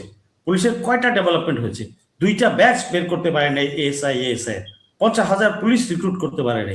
লটারি দিয়ে অদল বদল করেছে, লটারির মাধ্যমে। লটারি হলো পয়সা খাওয়ার জায়গা। লটারি মানে লটারি করছে, তোমার নাম উঠছে কিনা আসছে? ওই অফিসারটা কি ছিল লটারির সামনে হাজির ছিল? ওই এসপিটা কি লটারির সামনে হাজির ছিল? ছিল না তো। হয়তো ফোন করে বলছে, এই তোমার কিন্তু ওখানে হইতে পারে, দাও ভাই 50 লাখ টাকা। এটা কালচার ছিল তো পুলিশে। আর ওভারনাইট তো কেউ ফেরেস্তা হয়ে যায় নাই। Who knows? খোদা বক্সের ফাইল খুলেছে কিনা দুদক চেয়ারম্যান ডক্টর মোমেন, না খুলে থাকলে আজকে আমি এই মিডিয়াতে অন এয়ার বলছি, প্লিজ ডু ইট, আপনি এটা খুলুন, আমি আসবো না, আপনার আমরা অফিসে। এরকম কেন দেখি ইয়ে ফেরদৌস আজিজ ভাই, যে সরকারে যারা থাকে তাদের ফাইল কেন খোলে না? মানে তাদের ফাইল খোলা হলেও সেটার তো কোনো তদন্ত দেয় না, তাহলে দুদক কি সরকারের মানে বিপক্ষে যারা থাকে তাদেরই শুধু তদন্ত করবে? দুদকে যারা বসেছে তো ওই হাসিনার 5-8টা লোকগুলাই তো আছে। মোমেন সাহেব তো পরে গিয়ে বসেছে, আর মোমেন সাহেবের ব্যাকগ্রাউন্ড আমি জানি না, বাট বের হয়ে যাবে। মোমেন সাহেব আগে কতটা সৎ ছিলেন সেটা জানি না, বা পলিটিক্যাল অ্যালায়েন্স ছিল কিনা তার এই আওয়ামী লীগের সাথে, সবকিছুই বেড়ে যাবে। বিচারকেরও বিচার হবে, মোমেন সাহেবেরও বিচার হবে যদি মোমেন সাহেব এখন ভালো কাজ না করেন। মোমেন সাহেবের উচিত ছিল, আপনার পাটোয়ারি ভাইয়ের যদি মনে থাকে, 1/11-এর সময় দুদকে টাস্ক ফোর্স হয়েছিল অনেকগুলো। তো এখানে যদি মোমেন সাহেব প্রথমেই বলতেন আমি 20টা-30টা টাস্কফোর্স গঠন করব, আমাকে অফিসার দেন, রিটায়ার্ড সব পুলিশ অফিসার দেন, রিটায়ার্ড এনবিআর কর্মকর্তা দেন, রিটায়ার্ড আর্মি অফিসার দেন, কিছু সার্ভিং অফিসার দেন, দিয়ে বিভিন্ন টাস্কফোর্স গঠন করে বিচারগুলা, দুর্নীতির বিচারগুলা তাড়াতাড়ি করা যেত। আপনি একটা বিচার করতেই তো কয়েক বছর লাগাই দেন, তো আপনি কিভাবে করবেন 16 বছরে এত ক্রিমিনালদের বিচার? 16 বছরে কয় হাজার এমপি ছিল? 16, তাহলে 4x300 1200 এমপি, তারপরে নেতা কতগুলা ছিল, ব্যুরোক্রেট কতগুলা ছিল, আমার জার্নাল কতগুলা ছিল, এগুলার অন্যান্য ব্যবসায়িক মালপানি কতগুলা ছিল, এগুলার বিচার কিভাবে করবেন মোহন সাহেব? এই তার এক্সিস্টিং জনবল নিয়ে, তার তো 3 ইয়ার্স বা 5 ইয়ার্স কন্ট্রাকচুয়াল অফিসার নেওয়া উচিত ছিল, কিছু স্টাফ নেওয়া উচিত ছিল। উনি করেছেন? ওগুলা করেননি। আরে কাজ করতে জানবেন না, কাউকে তো জিজ্ঞেস করবেন, সেটাও করেন না। টাইম পাসের জন্য আসছে এই দেশে, সব বেটা টাইম পাস করতে যাচ্ছে। তো এই টাইম পাস করে এই যে রাষ্ট্রপতি যে বেটা বসে আছে চুপু, উনি অপমান, উনি আবার মান সম্মান আছে নাকি? উনার মান সম্মান আছে? ও নিজে জানে না উনি কি? ওনারা তো হাসিনা বানায় দিছে ই করে, হাসিনা তার লাভের জন্য বানাইছে তাকে রাষ্ট্রপতি। আর রাষ্ট্রপতি সব বেটাকে জেলে যাইতে হবে। আব্দুল হামিদকে ধরে না কেন? আব্দুল হামিদকেও ধরতে হবে, আমার জেলা কিশোরগঞ্জের। আব্দুল হামিদকে ধরে না কেন? হাওরটাকে নষ্ট করছে, যে হাওরের প্রতি মানে ইয়েটা ফলাফল কিন্তু আমরা পাওয়া শুরু করেছি গত বছর, তার আগের বছর সিলেটে বন্যায় পানি সয়লাব হয়ে গেছে। এরপর তো আশেপাশের সবগুলো জেলা হবে। হাওরটা বেড়েছে, জীববৈচিত্র্য আঘাত হেরেছে। হাওরের যে স্বাভাবিক সৌন্দর্য এবং জীববৈচিত্র্য, মাছ পলি পড়ে পড়ে বেডটা উপরে উঠে যাবে, ইয়ে থাকবে না, বালি হয়ে যাবে। তো কেন এগুলো? এই হাওরের রোডটা ভাঙতে হবে, যত টাকাই খরচ হোক এটা ভেঙে এটা ন্যাচারাল শেপে আবার আনতে হবে। এখন পুলিশের ব্যাপারে আসি। পুলিশের এই ঘাটতি পূরণ হওয়া ছাড়াই এখনো ঘাটতি আছে, কত হাজার আছে আমি জানি না। এই ঘাটতি ছাড়াই কিভাবে বলে যে আমি রেডি? আগের ফুল স্ট্রেংথ নিয়েই পারে নাই রেডি হইতে, ইলেকশন ঠিক মতো করতে পারে নাই, নাম কাওয়াজতে ইলেকশন করছে এবং চুরি মার্কা ইলেকশন করছে, রাতের সিল মারছে। 154টা এমপি বিনা ভোটে হয়ে গেছে। গত ইলেকশনগুলো কিভাবে হয়েছে যাই না। ইভেন 2008-এর যে ইলেকশন হয়েছে সেখানেও ইঞ্জিনিয়ারিং হয়েছে, এটার জন্য তো দায়ী ওই সময়কার উপদেষ্টা। তার মধ্যে একজন তো আমার সিনিয়র ব্রিগেডিয়ার সাকাল সাহেব আছে। তো আমার কথা হচ্ছে, আমার বাপ হোক না কেন, যে পাপ পাপি বলতে হবে। আমার 2টা জেনারেল সম্পর্কে আমি বললাম, তো আর বাকি ব্যুরোক্রেটদের সম্বন্ধে তো আমি বললাম না। তো ব্যুরোক্রেটরা আমি আরেকটা জিনিস, যে এই সরকারি কি উচিত ছিল না এই যে সিনা হত্যা, সাগররুনি হত্যা, বিডিআর হত্যা, এগুলো একটা মীমাংসা করে দেওয়া? যেমন বিডিআর হত্যা আমরা জানি যে সরকারে আসবে, সেই সরকার তারা আবার প্রভাবিত হবে। হ্যাঁ, সিনা হত্যা, সাগররুনি হত্যা, সিনা হত্যা, বিডিআর হত্যা, তারপর বিডিআর হত্যা, শাপলা হত্যা, তারপর ওই যে তনু হত্যা, তনু কুমিল্লা ক্যান্টনমেন্টে যে মেয়েটাকে মারা হলো ধর্ষণে পড়ে, হ্যাঁ, তনু হত্যা, সাগররুনি হত্যা। সাগররুনি হত্যা কয়শো, 150 মনে হয় পার হয়ে গেছে। 150 ডেট, দেশ থেকে বেরোতে না পারে। আর দেশ থেকে যদি বের হয়, আর যা সে যেই সংস্থার দায়িত্বে থাকবেন তাকে সোজা কাছে ওই অপরাধে তাকে ওই সাজা তাকেও দিতে হবে যদি কেউ পালায় যায়।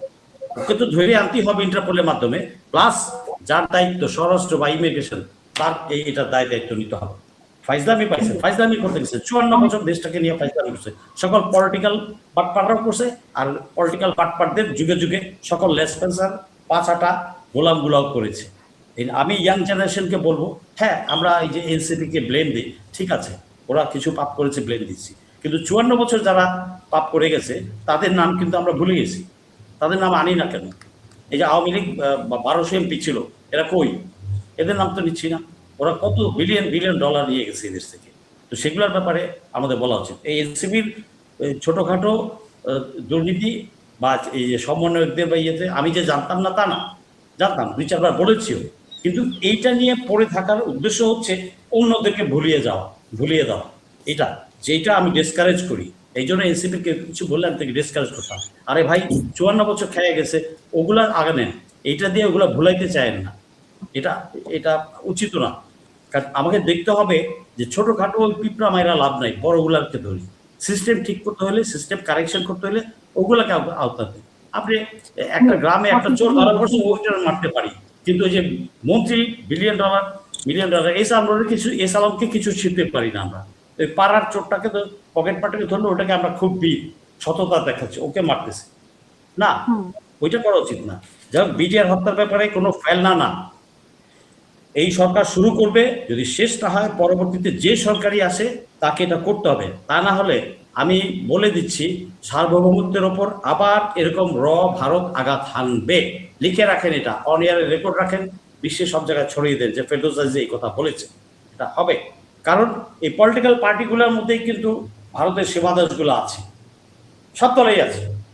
হয়তো জামাতে কম থাকতে পারে, বাকি সবগুলো দলই আছে। এই জাতীয় পার্টি আওয়ামী লীগ তো প্রুফ। জাতীয় পার্টির জিএম কাদের ওই পার থেকে ঘটির বাচ্চা ঘটি ওই পার থেকে এসে সেটেল হয়েছে, আর আইসা এখানে বলা যাবে না কি বলেছে, দিল্লিতে কি মিটিং হয়েছে। তো তুমি কার নেতা? কোন দেশে রাজনীতি করো? কোন দেশে থাকো? এই দেশের জনগণকে বলবা না? কাকে বলবা? আর তারা কিভাবে নির্বাচনে আসে? তাদেরকে নির্বাচনে মানুষ ভোট দেবে? এটা অতএব বিডিআর হত্যার ব্যাপারে কোনো আরেকটা জিনিস হচ্ছে, গত 16 বছরে যত যোগী নাটক হয়েছে, যত মিথ্যা মামলা হয়েছে, যত মিথ্যা রায় হয়েছে, এগুলো সব রিভিউ করতে হবে। এটার জন্য একটা কমিশন করা দরকার। আমি আশা করবো আসিফ নজরুল সাহেব, আগেও বলেছি, এটা ইমিডিয়েটলি কমিশন করেন।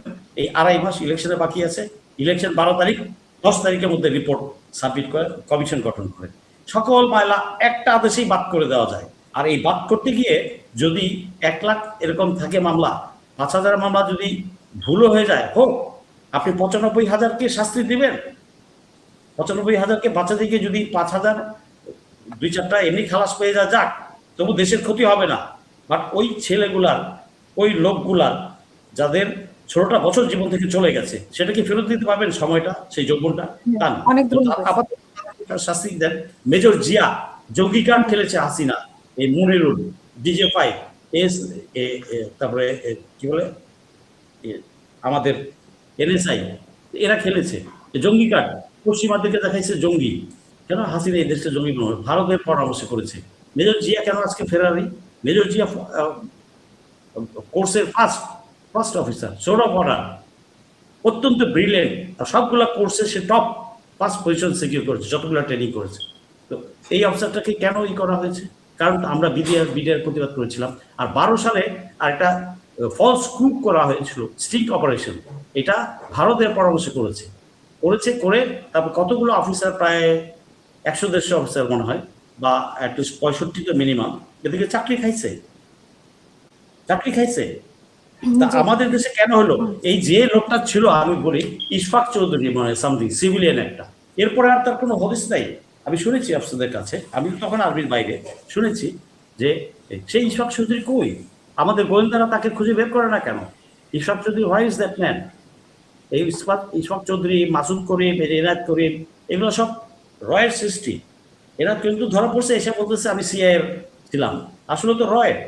এগুলোকে আমরা বুঝি না, আমরা কিন্তু বুঝি সব। আমরা যারা দেশ নিয়ে চিন্তা করি সবসময় বুঝি। এই এনায়েত করিম পলিটিক্যাল লিডারদের নিয়ে থাইল্যান্ড, ব্যাংকক, নেপাল নিয়ে মিটিং করে নাই তো? এগুলো কই? তো 16 বছরের যত আকাম কুকাম হয়েছে, এটা বিচার ছিল। এই এত আমরা যে রক্ত দিলাম, এই বিচার তো আমাদের একটা দাবি ছিল। তো বিচারটা করলে দেশটা কিছুটা পরিষ্কার হইতো। আবার বিচার ছাড়াই বসে যাচ্ছেন গদিতে, আবার তো যেই লাও সেই গদি হবে, সেই আধিপত্যবাদ ভারত আবার চেপে বসবে। কারণ আপনাদের ভিতরে দালাল আছে, আমি বলি আর না বলি, আপনাদের ভিতরে দালাল আছে না? 9 বছর কে ছিল ওখানে শিলংয়ে? সেবা যত্ন খাইছে কে দিয়েছিল? আর এছাড়াও ওই বড় দলটায়, আমার বিএনপির দলটায় আছে না?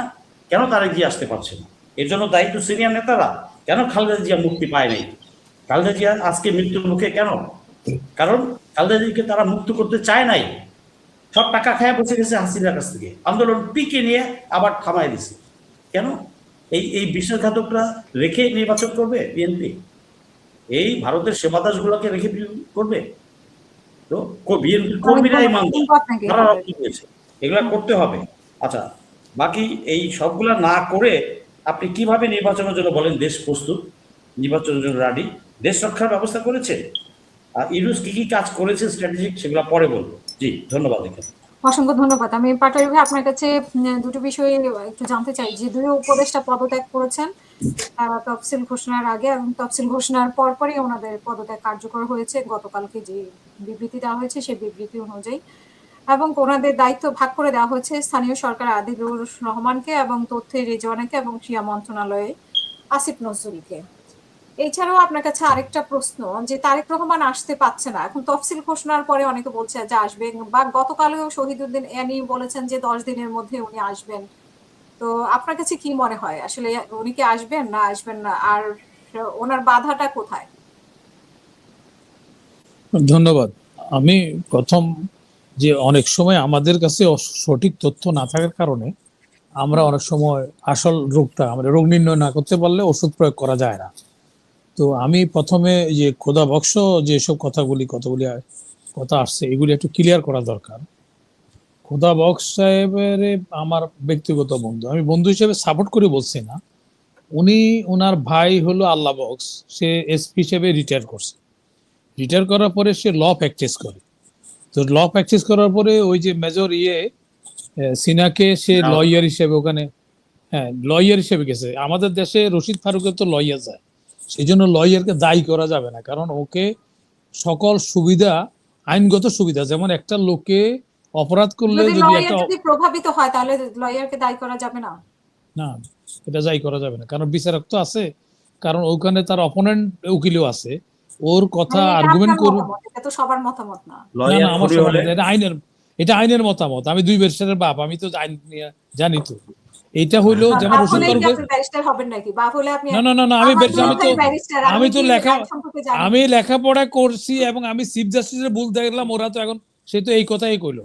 আমি এই পর্যন্ত অনেকগুলি ল পেপার কথা বলছি, কিছু জানে না এখনো, অনেক ব্যারিস্টার নিজেরাই না সেটা অন্য জিনিস। আমি আমার হবি, আমি এআরআই, আমি rules and regulation, cantonment act, এগুলো আমার জানা। তো যেমন আমি বলছি এই গভর্নমেন্ট অবৈধ হবে, তারপরে অ্যাটর্নি জেনারেল অবৈধ হবে, তারা তো চ্যালেঞ্জ করলো না যে আমি যে বলছি যে আপনার নিজস্ব মতামত, আপনি যেটা বলছেন। না, আমার নিজস্ব মতামত আইনের।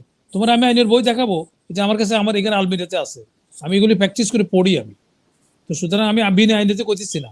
আমি যে চিফ জাস্টিসের বললাম যে উনি ওই যে কয়েকদিন আগে, তো উনি বললাম যে আপনি একটা এনজিওর মিটিং এ ফান্ডেড বাই কি করে গেলেন আপনি? আগের একটা বিচারপতি গেছে তলোয়ার নিচে ইয়ে থেকে, হারুনের থেকে। তো একটা জুডিশিয়ারি একজনে করছে, একজনের ডাকছে। তো আমি জুডিশিয়ারি এই কথা কইতেছি, কই আমার তো কথার উপরে কেউ চ্যালেঞ্জ করতেছে না। আমি এটা কি, এটা কোনো বাইবেল কোরআন না। Law is nothing but common sense. আর আমি এই বইগুলি আমি পড়ি, সেই জন্য আমি কথাগুলি বলছি। কতগুলো আর অনেকের কাছে তথ্য নাই। খোদা বক্স সাহেব তার বেসের ফার্স্ট ম্যান, তাকে সে ছিল ঢাকার ডিআইজি, ওখানে আখন্দকে একটা আনডিউ অ্যাডভান্টেজ চাইছে ওনার আন্ডারে চাকরি করতে। আখন্দের অ্যাডভান্টেজটা দেয়া উনি দেয় নাই, সামাও সে মানে খোদা বক্সের উপরে অসন্তুষ্ট আছে। পরবর্তীকালে এখানে গ্যানেট ফুটাইছে চিটাগংয়ে, কিন্তু আরে কি যেন ঢাকাতে, সেটা ডিআইজির কোনো ফাংশন না, ডিআইজি হলো অন্য ব্যাপারে, এখানে মেট্রোপলিটন পুলিশের আন্ডারে। কিন্তু ওই যেহেতু তদন্তকারী অফিসার, সে হাসিনার সাথে ভালো সম্পর্ক, তারে আনছে, রিটায়ার করা লোকের আনছে আইনে, তারা দিয়ে তদন্ত করে বিডিআর এর বিচার করবে। সেই জন্য সে রাগে ছিল, ওনাকে ঢুকাই দিছে, উনি অ্যারেস্ট করছে।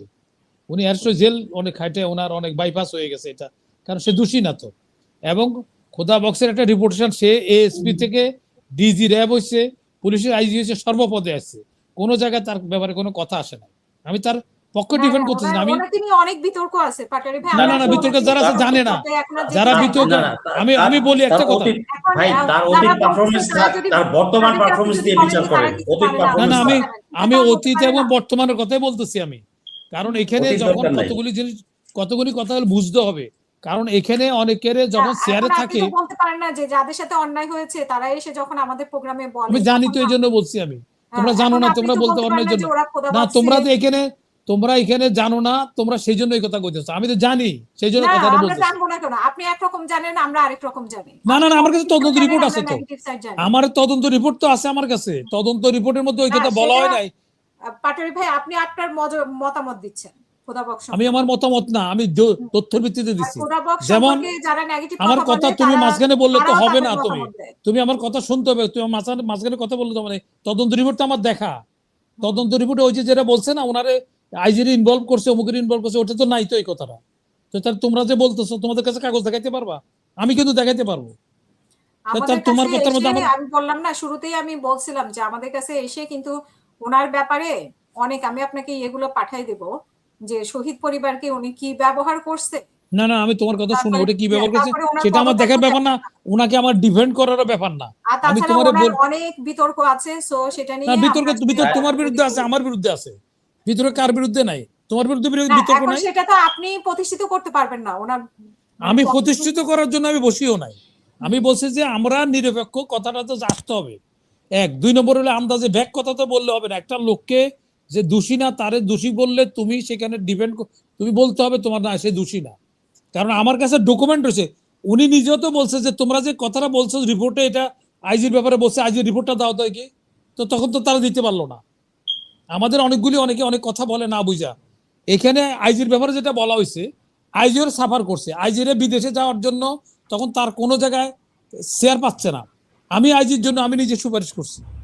আইজি বিদেশে যাইতেছে না। মেনে নিলাম আপনার, না না মানে না, আপনি মেনে না, যেটা আমি বলছেন সেটা আপনার তোমার কাছে কথাটা জানতে হবে। document আছে। শোনো, কথাটা জানতে হবে। আমি কিন্তু কোনো দুর্নীতিবাজের না পক্ষে কোনো আমরা কথা যেহেতু বলা লোক। খোদা বক্স নিয়েই বসি নাই, আমরা অন্য আলোচনা নিয়েও বসছি, না না তো না, আমরা তোমার যখন একটু এই প্রসঙ্গ আগাই। আসছে, এই প্রসঙ্গ আসছে, এগুলো আসতে হবে তো। এই প্রসঙ্গগুলো আসতে হবে, তুমি যখন বলে ফেললা তারা। কিন্তু এখন ব্যাপার এসেছে ভাইয়ের অপরাধে ভাই আরেক ভাইকে বা বাপের অপরাধে ছেলেকে অপরাধী করা যাবে না। খোদা বক্সের আল্লাহ বক্স যদি করেও থাকে, আল্লাহ বক্স কিছু করে না, সে তো লয়ার। সে ওখানে না গেলে পারতো, কিন্তু তারে ওই ওসি ইনভলভ করছে, যেহেতু এটা তার পেশা। তাহলে রশিদ ফারুকের উকিল দিলা কেন তোমরা? মার্ডার কেসের আসামির উকিল দিচ্ছে না? তো সেটা হলো অন্য জিনিস, সেটা রুল না জানলে তোমরা এই কথা বলবা। আমি 2 বার সেটা বাপ, আমি ল লেখাপড়া করি, আমার লর উপর আমার ডিগ্রি আছে। সুতরাং এমনি কথা না জেনে কথা বললো না। এক, দুই নম্বর হলো যে আমি যে কথাটা বলতেছি, দেখো তোমরা ওখানে কোনো এই যে আমার লগে কালকে এই আমরা কি যেন ফজলুর রহমানের সাহেব, ফজলুর রহমান আমার বন্ধু, ফজলুর রহমানের সাথে আমার এই যে শনিবারে চ্যানেল আইতে আমার সাথে তার প্রোগ্রাম আছে, এবং সে আমার ঘনিষ্ঠ বন্ধু। আমার লগে তোমার শনিবারে পাঠাই দেবো। ওনার আমি জিজ্ঞাসা করবো আপনি যে বলতেছেন এই না কথাগুলো শনিবারে কোথায় রিপোর্ট। পাঠাবেন কি? আমি তো ওনার সাক্ষাৎকার নিয়ে নিয়েছি অলরেডি। তুমি সাক্ষাৎকার নিলে ওই রিপোর্টের মধ্যে আর ওনার সাক্ষাৎকারের মধ্যে এক না, একদম এক ঠিক না। আছে, আমরা অন্য আলোচনা করি। আচ্ছা, অন্য আলোচনার মধ্যে এগুলি আসবে, প্রসঙ্গগত এগুলি করে আসবে তো। হুম। এটা গেল এক। দুই নম্বর হলো এটা মানুষের অনেক সময় আপনি ভালো আজকে লোকের, ক্যামেরাটা ঠিক করেন, আপনাকে দেখা যাচ্ছে না। আচ্ছা অনেক সময় যে যদি একটা লোকেরা ভালো লোকদেরকে আমরা প্যাট্রোনাইজ করতে হবে, খারাপ লোকদের সমালোচনা করতে হবে, খারাপ লোকের দোষটা ধরে দিতে হবে। তো আমি যখন একটা কথা বলবো মিডিয়াতে, তা আমার শুনে যে ফেভার থাকতে হবে তো আমাকে। এখন আপনার কাছে যে খারাপ, সে আমার কাছে ভালো হইতে পারে, না আবার না না আপনার না কাছে না, যে ভালো, সে আমার কাছে, তুমি মানে তুমি আমি না, এটা বাচ্চার, মানে তুমি এটা জনগণের কাছে। বাচ্চার, তুমি এটা বাচ্চার মতো কথা বলছো। আমার তো ডকুমেন্টারি কথা বলছো, আমার কাছে ডকুমেন্ট আছে তো, দেখাবো তোমারে। তো তুমি একটা কথা বলছো, তুমি তো শুনতে কথা যারা বলতেছো ওনার সম্পর্কে বলে তাদের কাছে ডকুমেন্ট না। নাই। তাদের কথা বলা, ওরা বলতে পারে অনেক বিভিন্ন হয় কি, তুমি যখন শেয়ারে বসো তুমি সবারই খুশি করতে পারবে না, এটা তো কিছু আচ্ছা আমরা এরা খোদাবক কিছু। প্রসঙ্গটা বাদ দেই, আমরা অন্য আলোচনায় না যাই। না না, আমি তো ক্লিয়ার করতে হবে এটা কথা যখন উঠছে। আপনার তুমি কাছে তো যখন ডকুমেন্ট শেয়ারে আছে, বসবা, আমি তার শোনো ডকুমেন্ট শোনো নিয়ে শোনো বলতে পারতেছি না, শোনো, তাহলে তোমার আমি এটা জানার আলোচনা দরকার। করে তো তর্ক তোমার অভিজ্ঞতা কম, সমাধান তোমার করতে এটা পারবো জানার না। দরকার।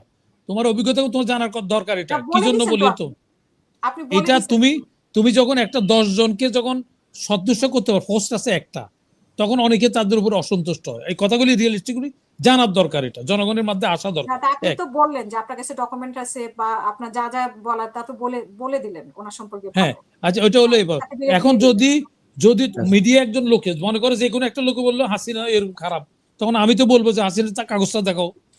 তো কাগজটা দেখাতে পারছে না তারা। এবং কি খোদাবক্স নিজে বলছে, তুমি যে বলছো রিপোর্টের কপিটা দেখাও দিও, তুমি এই কথা লেখা আছে? লেখা তো নাই। এই যাক, এটা আমি ওটার মধ্যে গেছি। এখন এই খোদাবক্স সাফার করে যে লোক আসছে তার কোনো অপরাধ নাই, পরে খালাস হয়েছে। এখন বুঝছো জিনিসটা? এই যে যারা নির্দোষ প্রমাণ, আমরা ওদের কথা বলি। আবার এই যে আমাদের জাহাঙ্গীর সাহেবের যে এখন লটারি করতেছে, ওনার কি লটারির মাধ্যমে ওনার এই পদে আনছে? ওনার লটারির মধ্যে অনেক জেনারেল তো আছে। উনি শর্ট কমিশন, তো ওনার শর্ট কমিশন ওনাকে ফ্রন্ট লাইনে কারা আনলো মমিন আনলো, আর ইয়ার নোমেন কি যেন মইন আনলো। মইনের বেসের মধ্যে সে প্রথম, শর্ট কমিশনের মধ্যে সে প্রথম জাগিয়েছে। ভদ্রলোক এক জিনিস আর কাজ বুঝে আর এক জিনিস। তো উনি এখানে যে এটা বলতেছে, যেসব কথাগুলি বলতেছে, উনি তো ওখানে আনছে, উনি ফ্রন্ট লাইনে আসতেই না যখন মইনের বদন্যতে আসছে। কারণ উনি মইন দেখলো যে তার প্রথম বেসমেট ফার্স্ট লোকটা কিছু হইলো না, সে সেনাপ্রধান হয়ে গেল সাইদ ইস্কান্দারের তদবিরের কারণে। তখন তার একটা অপরাধ বোধ থেকে তাকে ফ্রন্ট লাইনে নিয়ে তখন সে পিএসও পোস্টিং পাইছে। আর্মির নারী নক্ষত্র ডাল কোন রেজাল্ট কি, কে কি, কার কোন সন্তান, সবগুলো আমার জানা আছে তো, নাহলে আমি মিডিয়াতে এই কথা বলতেছি। দুই উপদেষ্টা পদত্যাগ নিয়ে যদি একটু বলতেন। দুই একটা পদত্যাগের মধ্যে দেখো এটা হলো রাজনীতি, তারা আসবে কিনা, শোনো সেটা বলি আমাকে বলতে দেওয়ার মাঝখানে যদি ঢুকে তাহলে তো আমি ওই খেয়ে হারাই পারবো। এই যে আমাদের রাজনীতিবিদদের, মনে করো রাজনীতিবিদদের যখন শিডিউল ডিক্লেয়ার করে তখন তারা পদত্যাগ করে। ইন্টারিয়াম গভর্নমেন্টের ব্যাপারে এটা নাই, কারণ তারা ইলেকশনে যাওয়ার কথা না, তাদের নিরপেক্ষতা হারায়। এই যে আমাদের যে বিএনপির যে লোকগুলির কথা বলা হয়েছে, এখন আমার দায়িত্ব আছে, আমি আওয়ামী লীগ করছে না বিএনপি করছে, আমি এই কথা বইলা কি দায় করতে পারবো? এটা তো সুকৌশলী একটা ষড়যন্ত্র অংশ হিসেবে একজনকে গান্দা করার জন্য এগুলি করা হচ্ছে। তোমার চেয়ারে তুমি দায়িত্ব আছে, চুরি যেই করুক তার কোমরে রশি লাগাবা, তুমি যে অন্যায় করে তার কোমরে আসবে। এটা বিএনপি আওয়ামী লীগ এই প্রশ্ন আসে কেন? এই প্রশ্নটা আসতেছে আমাদের ওই মাইনাস ফর্মুলার জন্য, যাতে হাসিনাদের তো গন্ধ করে ওরা পলাতক আছে। এখন বিএনপি কে যদি গান্দা করতে পারে তাহলে ওদের নিরাপদ হয়ে যায়, ওদের ক্ষমতা থাকাটা নিরাপদ হয়ে যায়। সেই জন্য এগুলি করা হচ্ছে। তা আমাদের এগুলো বুঝতে হবে, আমাদের শর্ট সাইডনেসে করলে তো হবে না, বুঝলে তো হবে না। এবং এই পর্যন্ত আমি যত কথা বলছি যে এই গভর্নমেন্ট আসার আগে বলছি ওরা ইলেকশন করবে না, তোমার চ্যানেলে বলছি, এবং সেটা তো প্রমাণ পাইছো। এখন আমি বলছি ওনারা ইলেকশন সঠিক ইলেকশন দিয়ে দিয়েছে, তারা তো নির্বাচনী শিডিউল দিয়ে দিয়েছে। আরে বাবা তুমি তো এত হাঁটুর নিচে বুঝলে তো হবে না। আমার দাওয়াত দিছি, আমি দাওয়াত দিয়ে আমি পরে কদিন পরে বলে অনিবার্য কারণবশত দাওয়াত বাতিল করে দেওয়া হবে। দাওয়াত খাওয়া কি এক জিনিস? দাওয়াত খাওয়া কি এক জিনিস? এটা তুমি প্রমাণ পাবে পরে, আমি যখন বলতেছি। তুমি তো দাওয়াত দিলে কিন্তু দাওয়াত খাবে, পেমেন্টের দাওয়াত খাইলে বিশ্বাস। উপদেষ্টাও তো পদত্যাগ, তারা তো সরকারি থেকে জানে যে নির্বাচন হবে কি হবে না, তারা তো পদত্যাগ করে নির্বাচনে যাচ্ছে। না তারাই নির্বাচনে যাচ্ছে, সবার তো একটা আশা থাকে যে হাইরে যাবে জামানত বাজেয়াপ্ত, সে তো ইলেকশন করতেছে। তো তুমি এটা দিয়ে কি সবাই এর সরল রেখা টানতে পারবা? ওইটা হলো অন্য জিনিস। কিন্তু এখনো গভর্নমেন্ট নিরপেক্ষ, যদি নিশ্চিত না হতো তাহলে তো তারা পদত্যাগ করতো না। আমি এটা বোঝানোর মানে বলার চেষ্টা করছি। না তুমি এটা বুঝালে তোমার বুঝার ভুল। যে দাঁড়ায় সে তো জানে যে আমি ইউন করব, কিন্তু দেখা যায় জামানত বাজেয়াপ্ত হচ্ছে, তাহলে জানার বাস্তবতা কি এক হইছে? যে যা ইলেকশনে সে তো জানে যে আমি উইন করব। তুমি যে কোনো ইলেকশনের ক্যান্ডিডেট জিজ্ঞাসা করো, আমি 100% শিওর দেখা জামানত বাজেয়াপ্ত। তো ওরা কি কইলো না কইলো ওটা বিষয় না, বিষয় হলো তোমার আমি যেটা বলি তুমি রেকর্ডে রাখো, এরা ইলেকশন করতে পারবে না। আমি একাধিকবার বলছি এটা। তারপর তুমি প্রমাণ আমার লগে পরে কথা কইও। তো তারেক রহমান আসবে না? তারেক রহমান আসবে না? না তারেক রহমান আসতেছে না, যেটা অনেকে অনেক বলতেছে যে মা আসে হচ্ছে, এটা হইছে। শোনো, যখন ইন্দিরা গান্ধীর ছেলে, পরে তো ওনার আসার কথা নাকি উনি আসতে পারছে না, কার জন্য আসছে? আমি তোমার একটা কথা বলি যে এখানে ইন্দিরা গান্ধীর ছেলে যখন মারা গেছে তখন সাংবাদিক তারা জিজ্ঞাসা করছে আপনি কাঁদলেন না কেন? তখন সে বলছে যে আমার এখানে 200 কোটি লোক আছে, এটা আমার সন্তান, আমার এক সন্তান মারা গেছে, 200 সন্তান কথা চিন্তা করে আমি কাঁদি নাই। তুমি এটা কি বুঝলা? তো এখন ম্যান্ডেলা জেলখানা থেকে ইলেকশন করছে, শেখ মুজিব জেলখানা থেকে দেশ স্বাধীনের নেতৃত্ব দিছে। তো এখানে এরশাদে জেলখানা থেকে আমার কথা শুনো, বুঝতে হবে না বলতে হাঁটুর নিচে বুদ্ধি হলে বুঝবা না। এখানে তাকে সেফটি ফার্স্ট, তাকে এখন সবাই আমার কথা শেষ করে দিই। আমি এখানে সেফটি ফার্স্ট, যখন ওরা ওই চেয়ারে বসে তাদের কাছে অনেকগুলি ফিডব্যাক আসে, ইন্টারন্যাশনাল ন্যাশনাল সিকিউরিটিটা তাদের দেয় তার লাইফ হুমকির সম্মুখীন কিনা। কারণ ন্যাশনাল লিডার তো আর কেউ নাই, বাসানি নাই, শেরে বাংলা নাই, শেখ মুজিব নাই, বঙ্গবন্ধু নাই, নাই কি যেন জিয়াউর রহমান নাই। এখন আমাদেরকে এই রাষ্ট্রটাকে মার্কেট করার জন্য অনেকগুলি ষড়যন্ত্র আছে, তার লাইফ হুমকির সম্মুখীন। তার হিসেবে এত কিছু বুঝে তারা পরামর্শ দিচ্ছে, তারা এটা বুঝে না। তাহলে আমাদের মতো যারা লোক আছে, হাঁটুর নিচে যারা আছে, তারা তো এটা মনে করবে, কিন্তু তারে তো সে জেলখানা হাঁটুর নিচে বললে তার হবে না। না যারা এগুলি করতেছে, আমি সবারই বলতেছি না, আমিও বলতে পারি বা অন্যরাও বলতে পারে। না সেটা তো প্রমাণ হবে। তুমি এখানে যারা এই ধরনের কথা বলছে তারা হাঁটুর নিচের বুদ্ধি, তারা তো প্রমাণ হবে। তো কয়দিন পরে প্রমাণ পাবে না, তখন কি বলবা? আমি তো কনফিডেন্স নিয়ে কথা কার বলতেছি। হাতের কার হাঁটুর উপরে এটা দিয়ে তো আর বাস্তবতা ইয়ে হয় না। তো কয়দিন পরে তো বাস্তবতা বাস্তবতা পাইবা, বাস্তবতা তো কয়দিন পরে পাইবা। এর আগে আমি যেগুলো করছি মিলে নাই, কয়দিন পরে তোমরা বাস্তবতা পাবা। কেন সেটা আমি যুক্তি বলি।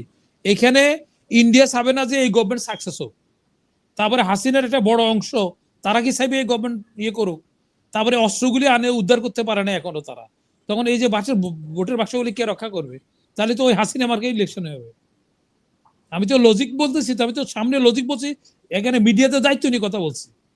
তো সেখানে তো এই অতীতে যেগুলি কথা বলছে, তোমার অনেক লোকেরা বলছে না কালকে ইন্ডিয়া অ্যাটাক করবে, আমি কিছুই করবে না। তোমার এখানে কয়টা বলছে?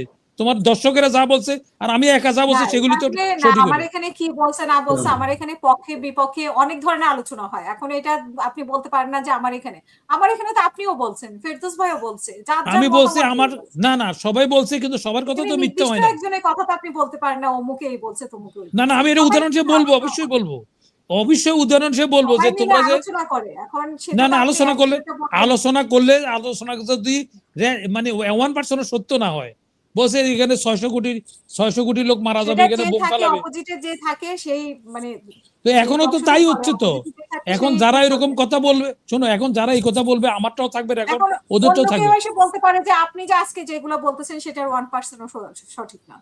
তো আমার সেটা তো এখানে যা, মানে বলতেই শোনো পারে শোনো, এটা একজনের এটা তুমি ছাড়া আর কেউ বলবে না। এখানে বহু লোক আছে, বহু রেগুলার চ্যানেলে, হ্যাঁ বহু না, এটাও চ্যানেলে আপনি বলতে বলতেছে তো। পারেন না যে আমি ছাড়া কেউ বলবে না। এটা আপনি বলতে পারেন না। না না এই বলতে চ্যানেল পারবে তো। অনেকদিন থেকে অনেকেই দেখে। ঠিক আছে? না না অনেকে আর দেখে তো। আমি তো কোনো তথ্য দিচ্ছি না। আমি তথ্য আলোচনা করে আমার এখানে। না তুমি মাঝে তো মাঝে তথ্য সেখানে দিচ্ছ আপনি এটা তুমি। বলতে পারেন না যে অনেক আমি সময়, বলবো। অনেক সময় যে আমি কিছু তোমার না, আমি তো একটা তথ্য। সঞ্চালকের যে বারটা আছে, বারটা ক্রস করো তুমি অনেক সময়।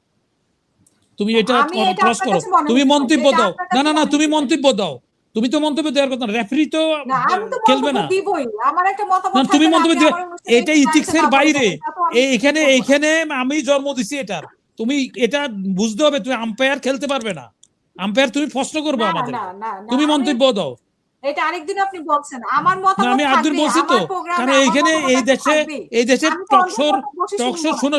শোনো টকশোর জন্ম দিছি আমি, আমি জানি টকশোর নর্মস আছে কতগুলি। না, তুমি আপনি জন্ম দেন তুমি আর প্রশ্ন, মৃত্যু দেন সেটা না বিষয় না। তুমি তোমার কথা ওই যে হচ্ছে দেখো যে তোমার এখানে, উপস্থাপিতের বক্তব্য থাকবে। আপনি অন্ধের মতো বলে যাবেন। না আমি না শুনে অন্তর্বাস, তোমার অন্ধের মতো দেখো না আমি একবার শুনে জিব্বা যাবো ছেড়ে তার ফেলতে কথা। বলছে না, তোমার জিব্বা ছেড়ে ফেলতে বলছে না এরকম লোকে আলোচকে, কেন বলছে এটা?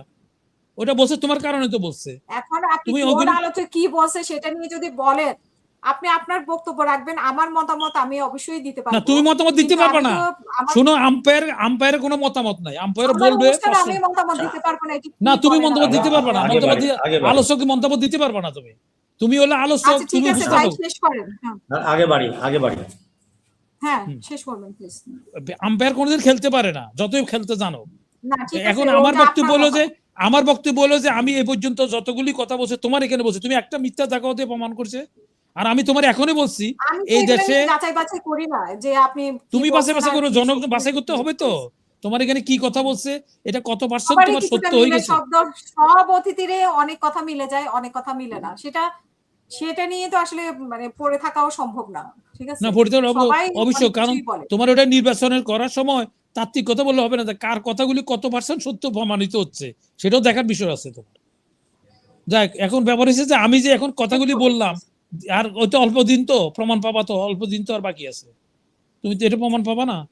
সেটাই, আমি যদি তো লজিক নির্বাচন দিয়ে, বাতিল হয় আমি আপনাকে এনে আবার শো করব যে আপনাকে না না কনগ্রাচুলেশন জানাবো যে আপনার নির্বাচন মতামত করতে ঠিক পারবে আছে। না। নির্বাচন করার পরিবেশ, কারণ এখানে একটা বড় অংশ বাইরে রেখে নির্বাচন করতে পারলে গ্রহণযোগ্য নির্বাচন হবে না। কারণ আমাদের নির্বাচন আমাদের সমস্যা না, আমাদের সমস্যা ছিল পার্টিসিপেশনারি এবং গ্রহণযোগ্য, ওয়ার্ল্ড ওয়াইড গ্রহণযোগ্য। তো এখানে গ্রহণযোগ্য হলে বড় একটা অংশ বাইরে থেকে কি করে গ্রহণযোগ্য হবে? তারপরে ওনারা যে এখন ট্রাফিক সিগন্যাল ঠিক থাকতে পারছে না, ভোটের বাক্স ঠিক থাকবে কিভাবে? আজকে আজকে আমাকে চিফ ইলেকশন কমিশন নিজে আমারে ফোন দিয়েছে, এখন কত হয়েছে আমার সাথে কিছুক্ষণ আগে, উনিও ওইটা ভয় পাইতেছে। আমি এটা বলা হচ্ছে ঠিক না, তা তুমি তো তথ্য না থেকে কথা বলতেছো, আমার কাছে তথ্য থাকে আমি কথা বলতেছি। আর আমি মিডিয়া এই কথা বললাম ওনাকে কোট করে, যারা ইলেকশন করবে তারাই এটা নিয়ে সন্দেহ করতেছে। তো তোমার কাছে তথ্য না থাকলে তো তুমি ওটা বলতে পারবে না। এখন তারা কেন বসে, তারা চাচ্ছে, কিন্তু দেখা যাচ্ছে হাসিনার আমলে যারা আমরা শেষ দিনের ভোট করবো রাতে, বাজারে ভাই। দিনের ভোটে রাতের ভোট দিনে করছে, ওই লোকগুলি তো আছে। একটা লোক তো বিবেকবান না, তারা পদত্যাগ করলো না, ওই রাতের পর দিনে করলো হাসিনা করলো, ওই লোক দিয়ে তো এখন এখন কয়েকজন ভালো ইলেকশন কমিশন আছে, তারা কি করবে? তারা ভোটের বাক্স পাহারা দিবে। খালি ইলেকশনের শুনো একটা খালি বিএনপি শুধু খালি ডিক্লেয়ার করছে একজন ক্যান্ডিডেট মারা গেছে, 6 জন লোক মারা গেছে। তো দেখো না কয়দিন পরে কি হয়, ইলেকশন সবগুলি নামক, তারপরে দেখো কি হয়, তারপরে ইলেকশনের পরিবেশ থাকে কিনা দেখো। ঠিক আছে, ধন্যবাদ। আপনাদেরকে আমরা শেষ করব। কর্নেল ফেরদৌস আজিজ, আপনার শেষ বক্তব্য আজকের অনুষ্ঠানের জন্য প্লিজ। জি, আসসালামু আলাইকুম। তো আমার শ্রদ্ধেয় পাটোয়ারি ভাই প্রতি সালাম। পাটোয়ারি ভাই, আমার কিন্তু ফ্যামিলিতে আমার 2 ভাই, ভাতিজা, ভাগ্নিজা, আমি সহ 8টা ইঞ্জিনিয়ার। আমি কিন্তু আর্মি অফিসার, তাই বলে আমি কিন্তু ইঞ্জিনিয়ার হয়ে যাইনি। আর আপনি হাজার আর্মি সম্পর্কে আমি তো লেখাপড়া করি, আমি এটা লেখাপড়া, আর আমি আপনাকে একটা কথা বলি, আমার একটা ডিপ দাঁড়াবে, আমার এখনো যারা আর্মি আমার লোকজন আছে, আত্মীয় স্বজন, বুঝছেন জিনিসটা, একটা ডিপ দাঁড়াবে। আমি এখন নাম বলতেছি না, এর মধ্যে জেনারেল আছে, আমরা ঢাকা ডেটে আছে, মিলিটারি ইন্টেলিজেন্স আছে, মিলিটারি ইন্টেলিজেন্স আছে। সুতরাং এগুলা থাক। আমি যদি আপনার টকশোতে আসি দ্বিতীয় দিন, এগুলো আমাকে শোনাবেন না। আমি কোন ধরনের মাল এটা অনেকে জানে, বুঝতে পারছেন? ধন্যবাদ। আচ্ছা, আরেকটা হচ্ছে যে ওনাকে বলতে দেন, আপনি বলেন। হ্যাঁ, আপনি তো টক শো মানে জন্মদাতা, আপনি তো জানার কথা ওনার। আমি জয় বাংলার আর্মি অফিসার না ভাই, আমি 80 দশকের আর্মি অফিসার, আর্লি 80s, জয় বাংলা টাইপ না। আর আমাকে আমি কেমন মাল এটা সব বেটা জানে, আমার সিনিয়ররাও জানে, আমার 70 কোর্স জুনিয়ররাও জানে। আচ্ছা, পাকিস্তান কমিশন যারা, তারাও জানে আমাকে। জি, আমরা তো 82 তে কমিশন। জি, 82 তে আমি জয়েন করেছি। 84 হোক আর 68 হোক, আপনি কি বেঙ্গল না আর্টিলারি? আর্টিলারি। আচ্ছা, ওনাকে বলতে দেন। ওনার হ্যাঁ, যাক, আপনি তো 14টা কোশ্চেন করতেছেন, কেমনে বলবো? আচ্ছা, একটা জিনিস এখানে ভাইয়েরও মতামত আছে, এটাও ভালো। আচ্ছা, সিকিউরিটির কারণে বা কোনো কারণে আসছেন না তারেক জিয়া, এটা অবশ্যই উনি ভালো জানেন। উনি নিজেও বলছেন যে উনার উপর নির্ভর করে না সবকিছু, আছে হয়তো উনি খোলসা করে বলতে পারছেন না। এটা আমরা চাই একটা দলের চেয়ারম্যান আসুক, একটা ভালো সুষ্ঠু নির্বাচন হোক, এক। আচ্ছা, আরেকটা হচ্ছে নির্বাচনে ওই যে আমরা কোনো বড় দলকে বাইরে রেখে দিয়ে নির্বাচন করা যাবে না, এটা কিন্তু কোনো বড় দলের জন্য কিন্তু সারা জীবন কেউ বসে থাকবে না। এক, কোনো দলকে বাধাও দেওয়া হয়নি, আর কোনো দলকে জোর করেও আবার তেমন আনা যাবে না। এটা দলের সিদ্ধান্ত, দল নির্বাচনে আসবে কি আসবে না, দলের নেতৃত্ব এরা সিদ্ধান্ত নিবে। তো বিএনপি সিদ্ধান্ত নিবে, এটাই আমার মনে হয় সবচেয়ে ভালো। আচ্ছা, আর কে নির্বাচন আসলো না আসলো সেটার জন্য নির্বাচন কিন্তু সবার, নির্বাচন কি বিএনপি চায় নাই? চাইছে তো। তো তাদের ইচ্ছা, চাপও দিছে, ইচ্ছা আকাঙ্ক্ষা অনুযায়ী কিন্তু নির্বাচন ট্রেন স্টেশনে লেগে গেছে, এখন ট্রেন চলবে। এখন ঠাস করে সে যদি বলে নির্বাচন করবে না বা বিএনপি যদি করবে না, সেটা তো হবে না, জনগণ তো সেটা মেনে নেবে না। আর দেশটা কোনো দলের সম্পত্তিও না, we have to keep it in mind. আর নির্বাচনটা ভালোভাবে হোক, এটা আমরা চাই।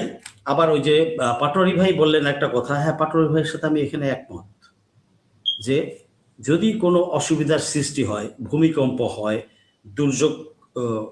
দুর্ঘটনা ঘটে, অথবা কোনো রকম লোকাল বা রিজিয়নাল স্ট্যাবিলিটির সমস্যা দেখা দেয়, সেই ক্ষেত্রে নির্বাচন পিছাইতেও পারে, নাও হইতে পারে।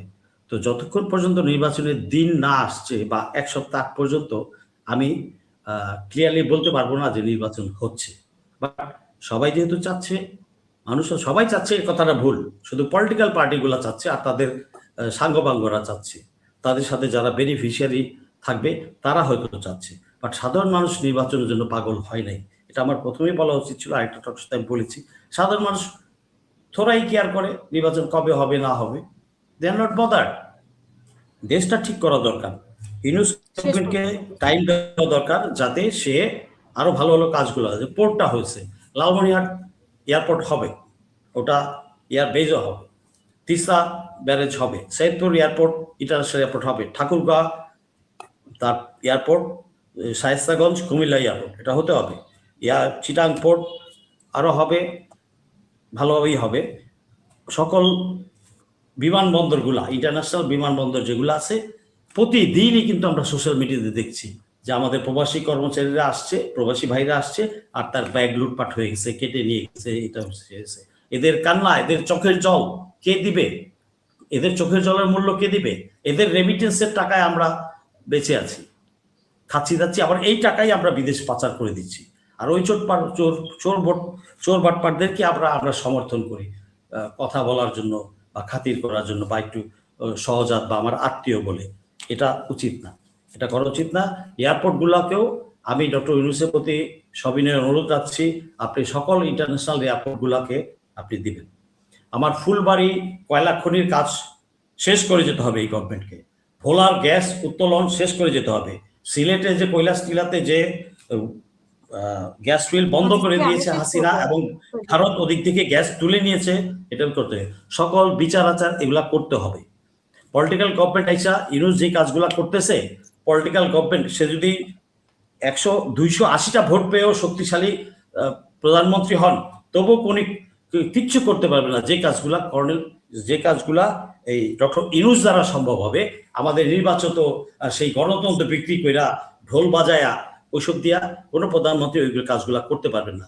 বিশ্বের দরবারে ডক্টর ইউনূস একটা ফোন দিবেন, যথেষ্ট, ইট ইজ ডান। বাট এই জিনিসটা অন্য কোনো প্রধানমন্ত্রীর হবে না, এটা আমরা সবাই জানি। So let's give him time. জি, ধন্যবাদ, থ্যাংক ইউ। অসংখ্য ধন্যবাদ। জি, একেএম পাটোয়ারী ভাই শেষ করবেন আপনার শেষ বক্তব্য আজকের অনুষ্ঠানে। দেখুন, আপনি যেটা বলছেন, আমরা কিন্তু এটা আশা করছিলাম যে ডক্টর ইউনূস সাহেব এটা করবে, কিন্তু বাস্তবতা হলো ইউনূস সাহেবের কথায় কোনো একটা কিছু কাজ হয় না। আমরা IMF এর থেকে কোনো অনুদান পাই নাই, আমরা সুদমুক্ত পাই নাই, আমরা তারপরে সুইস ব্যাংকে যে টাকা নিয়ে চুরি করে রাখছে একটা লোক, ওনার যদি ওই রকম রিলেশন থাকতো তাহলে তো আমরা এগুলি পাইতাম।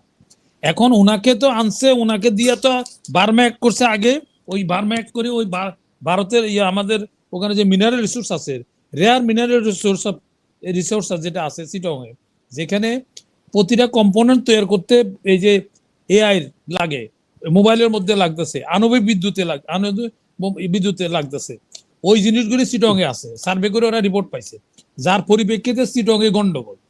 আমাদের আগে বুঝতে হবে ওখানে তারা বার্মা অ্যাক্ট করছে, কেন করছে? এটা ইউনূস সাহেবের যে বাস্তবায়ন করবে। ইউনূস সাহেব হলো লাউড স্পিকার। ইউনূস সাহেব নিয়ে আমাদের যে একটা বড় ধারণা আছে, এটা ভুল ধারণা। এটা প্রমাণ হয়ে গেছে। 16 মাসে উনি একটা সেকশন ঠিক মতো কাজ করতে পারে নাই, না ওই হাসিনার চুরি করে টাকাতে গেছে, ওই টাকাগুলো আনতে পারে নাই, ইভেন কি একটা আসামি ধরে নিয়ে আসতে পারে নাই। ওনার যে এত বাইরে প্রভাব, এটা আমরা গল্প করতেছেন, আপনিও করতেছেন, আমিও করতেছি, তো এটা প্রমাণটা কি? প্রমাণ তো আনতে হবে, একটা দেখাইতে হবে। তো এখন উনি টাকা ছাপাচ্ছে, তো উনি কোন একটা সেকশন কাজ করছে না, অ্যাডমিনিস্ট্রেশন কাজ করতেছেন আজকে 18 মাস 15 মাস হয়ে গেছে, 16 মাস হয়ে গেছে। তাইলে আমরা এখনো ওইটা নিশ্চয় মনে করছি আমরা তো ওনারা যিশু মনে করছি, উনি তো এখন শিশু দেখতেছি কাজে কর্মে। একটা প্রশাসন কাজ করতে পারছে না।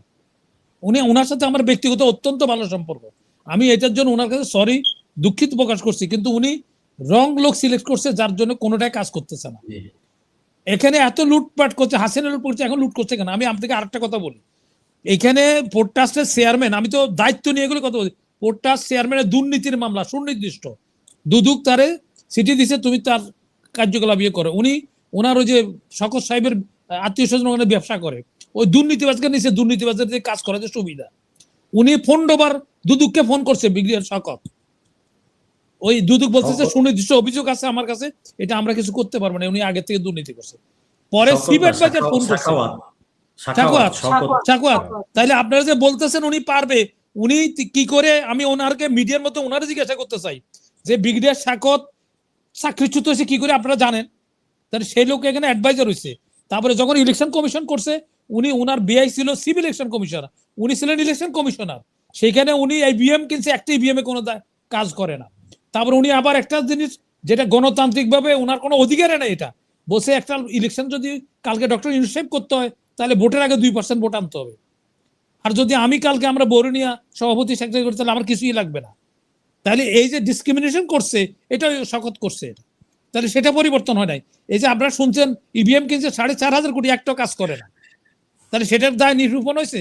ওনার বিআই ছিল সিভিল ইলেকশন কমিশন, উনি ছিলেন কমিশনার, তারপরে ওনাকে আবার আইনে এখানে পদে দেওয়া হয়েছে, উনি ফোর্টে ওনার ছেলেটের ব্যবসা করতেছে, ওখানে উনি ফোন করছে। পরে যখন দুদক শোনে না, তখন উনি চিফ অ্যাডভাইজার ফোন করছে মোমেনকে। এই যে আমি তো দায়িত্ব নিয়ে বলতেছি, মোমেন যে সেকশনের লোকজনের ডাকছে, বলে স্যার এটা তো শুনে যে অভিযোগ আছে, আমরা কি করবো, এটা তো কোনো কিছু করা যাবে না। উনি টেলিফোনটা ছেড়ে দিছে। তারপরে উনি একটা মেসেজ পাঠাইছে, বলছে যে manage it, what does it mean? তা আপনারা বলতেছেন, আমরা আশা করতেছেন অনেক লোকের। তো এখন আমরা তো ওনাকে আগে রেসপেক্ট করতে চাই, কিন্তু যখন উনি দুর্নীতিবাজের পক্ষে উনি টেলিফোন করে, আমি তো শুনে দিতে বলতেছি অভিযোগের কথা, আমি স্পেসিফিক ভাবে বলতেছি, উনি বলুক যে এটা করে নাই উনি ফোনটা, তাহলে এখন আপনি তার কাছে আশা করবেন, আপনি অনেক কিছু করতে পারেন আপনারা। আপনাদের কাছে তথ্য নাই, এই জন্য আমি বলছি অনেকের তথ্য নাই, সেই জন্য আপনারা একই কথা বলেন। আমি তো তথ্যভিত্তিক কথা বলতেছি। এই লাইনে আমি বাংলাদেশে প্রথম, এই যে এখন আবার রিপিট করতে হচ্ছে, আমি চালু বিবেকের আদালত এলো আপনি করছে, তখন 5 চ্যানেল অনলাইন কিছুই ছিল না। তা আমার এতদিনের অভিজ্ঞতা সবার লোকে জানা, আমি কি আপনাকে এমনি বলতেছি? এই যে দেখেন, আমি ইলেকশন কমিশনকে একটা ধন্যবাদ দিই এর মধ্যে, যে সরকার যে দুইটা কাজ করছে সবচেয়ে ভালো, একটা হলো বিডিআর এর আপনার ইয়েকে ফজলুর রহমানকে চেয়ারম্যান করা, আরেকটা হলো সিভিল ইলেকশন করে নাসিরউদ্দিনকে সিভিল ইলেকশন করা। নাসিরউদ্দিন সাহেবকে আমি ব্যক্তিগতভাবে আমি মিডিয়া রিকোয়েস্ট করছি যে আমরা এই যে আমাদের রিমেটেড যোদ্ধা বলি আমরা, হাসিনা এখন ভোট দিতে পারবে, এটা আমি আমার রিকোয়েস্টটা উনি করছে, এই জন্য আমি ওনার কাছে কৃতজ্ঞ। তারপরে আমাদের ভোটের সাথে দায়িত্বরত যারা আছে, পুলিশ আছে, ইউনো আছে, তারা ভোট দিতে পারতো না, এই প্রথম উনি চালু করছে। আমার রিকোয়েস্ট, আমি ওনার রিকোয়েস্ট করছি। তো এখন এই যে ফজলুর রহমান দেখেন, উৎপত্তি হচ্ছে বিডিআর এর, ধ্বংস উৎপত্তি হচ্ছে যে ফদুয়া যখন জেনারেল ফজলুর রহমান অ্যাকশন নিল, বাসে করে ওদের বিডিআর মাইরে নিয়ে আসলো, তখন এরা বিডিআর এর পিছনে লাগলো। বিডিআর এর পিছনে লাগার পরে কি করলো? ফারুক খানের দিচ্ছে, ফারুক খান ওখানে লোক মার্ডার করছে, বিডিআর এ তার চাকরিচ্যুত হয়েছে। আর আমি বলি, আপনারা যখন 82 দেখেছেন, তো 3 সাইডে আমি সিভির ওখানে চা খাইছি, আর্মির এয়ারে তো রুলস রেগুলেশন সবগুলো আমার জানা। তো সুতরাং আমি আপনাকে বলছি না, ফারুক খান এখানে সিনিয়র লোকেরা ছাড়া জানবে না, ফারুক খান ডিসিপ্লিন গ্রাউন্ডে বিডিএতে চাকরি চলে গেছে তারে ডিসিপ্লিন রেস্টিটিউট করার জন্য। যে গাজা খাতের এগুলা অনেক আলোচনা হয়েছে, আসলে বিস্তারিত এখন আর এগুলাতে যেতে চাই না আমরা। শেষ এগুলো তো আসল যে ডিসিপ্লিন ধ্বংস করছে, তারা ডিসিপ্লিন রেস্টিটিউট করার জন্য দায়িত্ব দিচ্ছে। আর এখন বিডিআর এর নামটা আমি প্রথম ব্যক্তি বলছি, বিডিআর এর নামটা পুনঃস্থাপন করা হোক। তখন আমার সাথে ঘর রেজবি ছিল, এই বেশির আনিসুল ইসলাম মাহমুদ ছিল, তারা বলছে না ওটা করলে ওরা কেন করছে, বিডিআর এরকম কাজ করছে, তাদের লোকজন মারছে, এটা হয়েছে সেটা হয়েছে। তা আমি বললাম যে আর্মির মধ্যে কইছে, আর্মির নাম পরিবর্তন করছেন, কোন বাইতুল মুকাররম ইমাম চুরি করলে কি সব ইমামের পোস্ট অ্যাবলিশ করছেন? সেক্রেটারি বাড়িতে টাকা পাওয়া গেছে, তাহলে সেক্রেটারি পোস্ট কি আমরা অ্যাবলিশ করছি? বিডিআর বেলা এটা হবে কেন?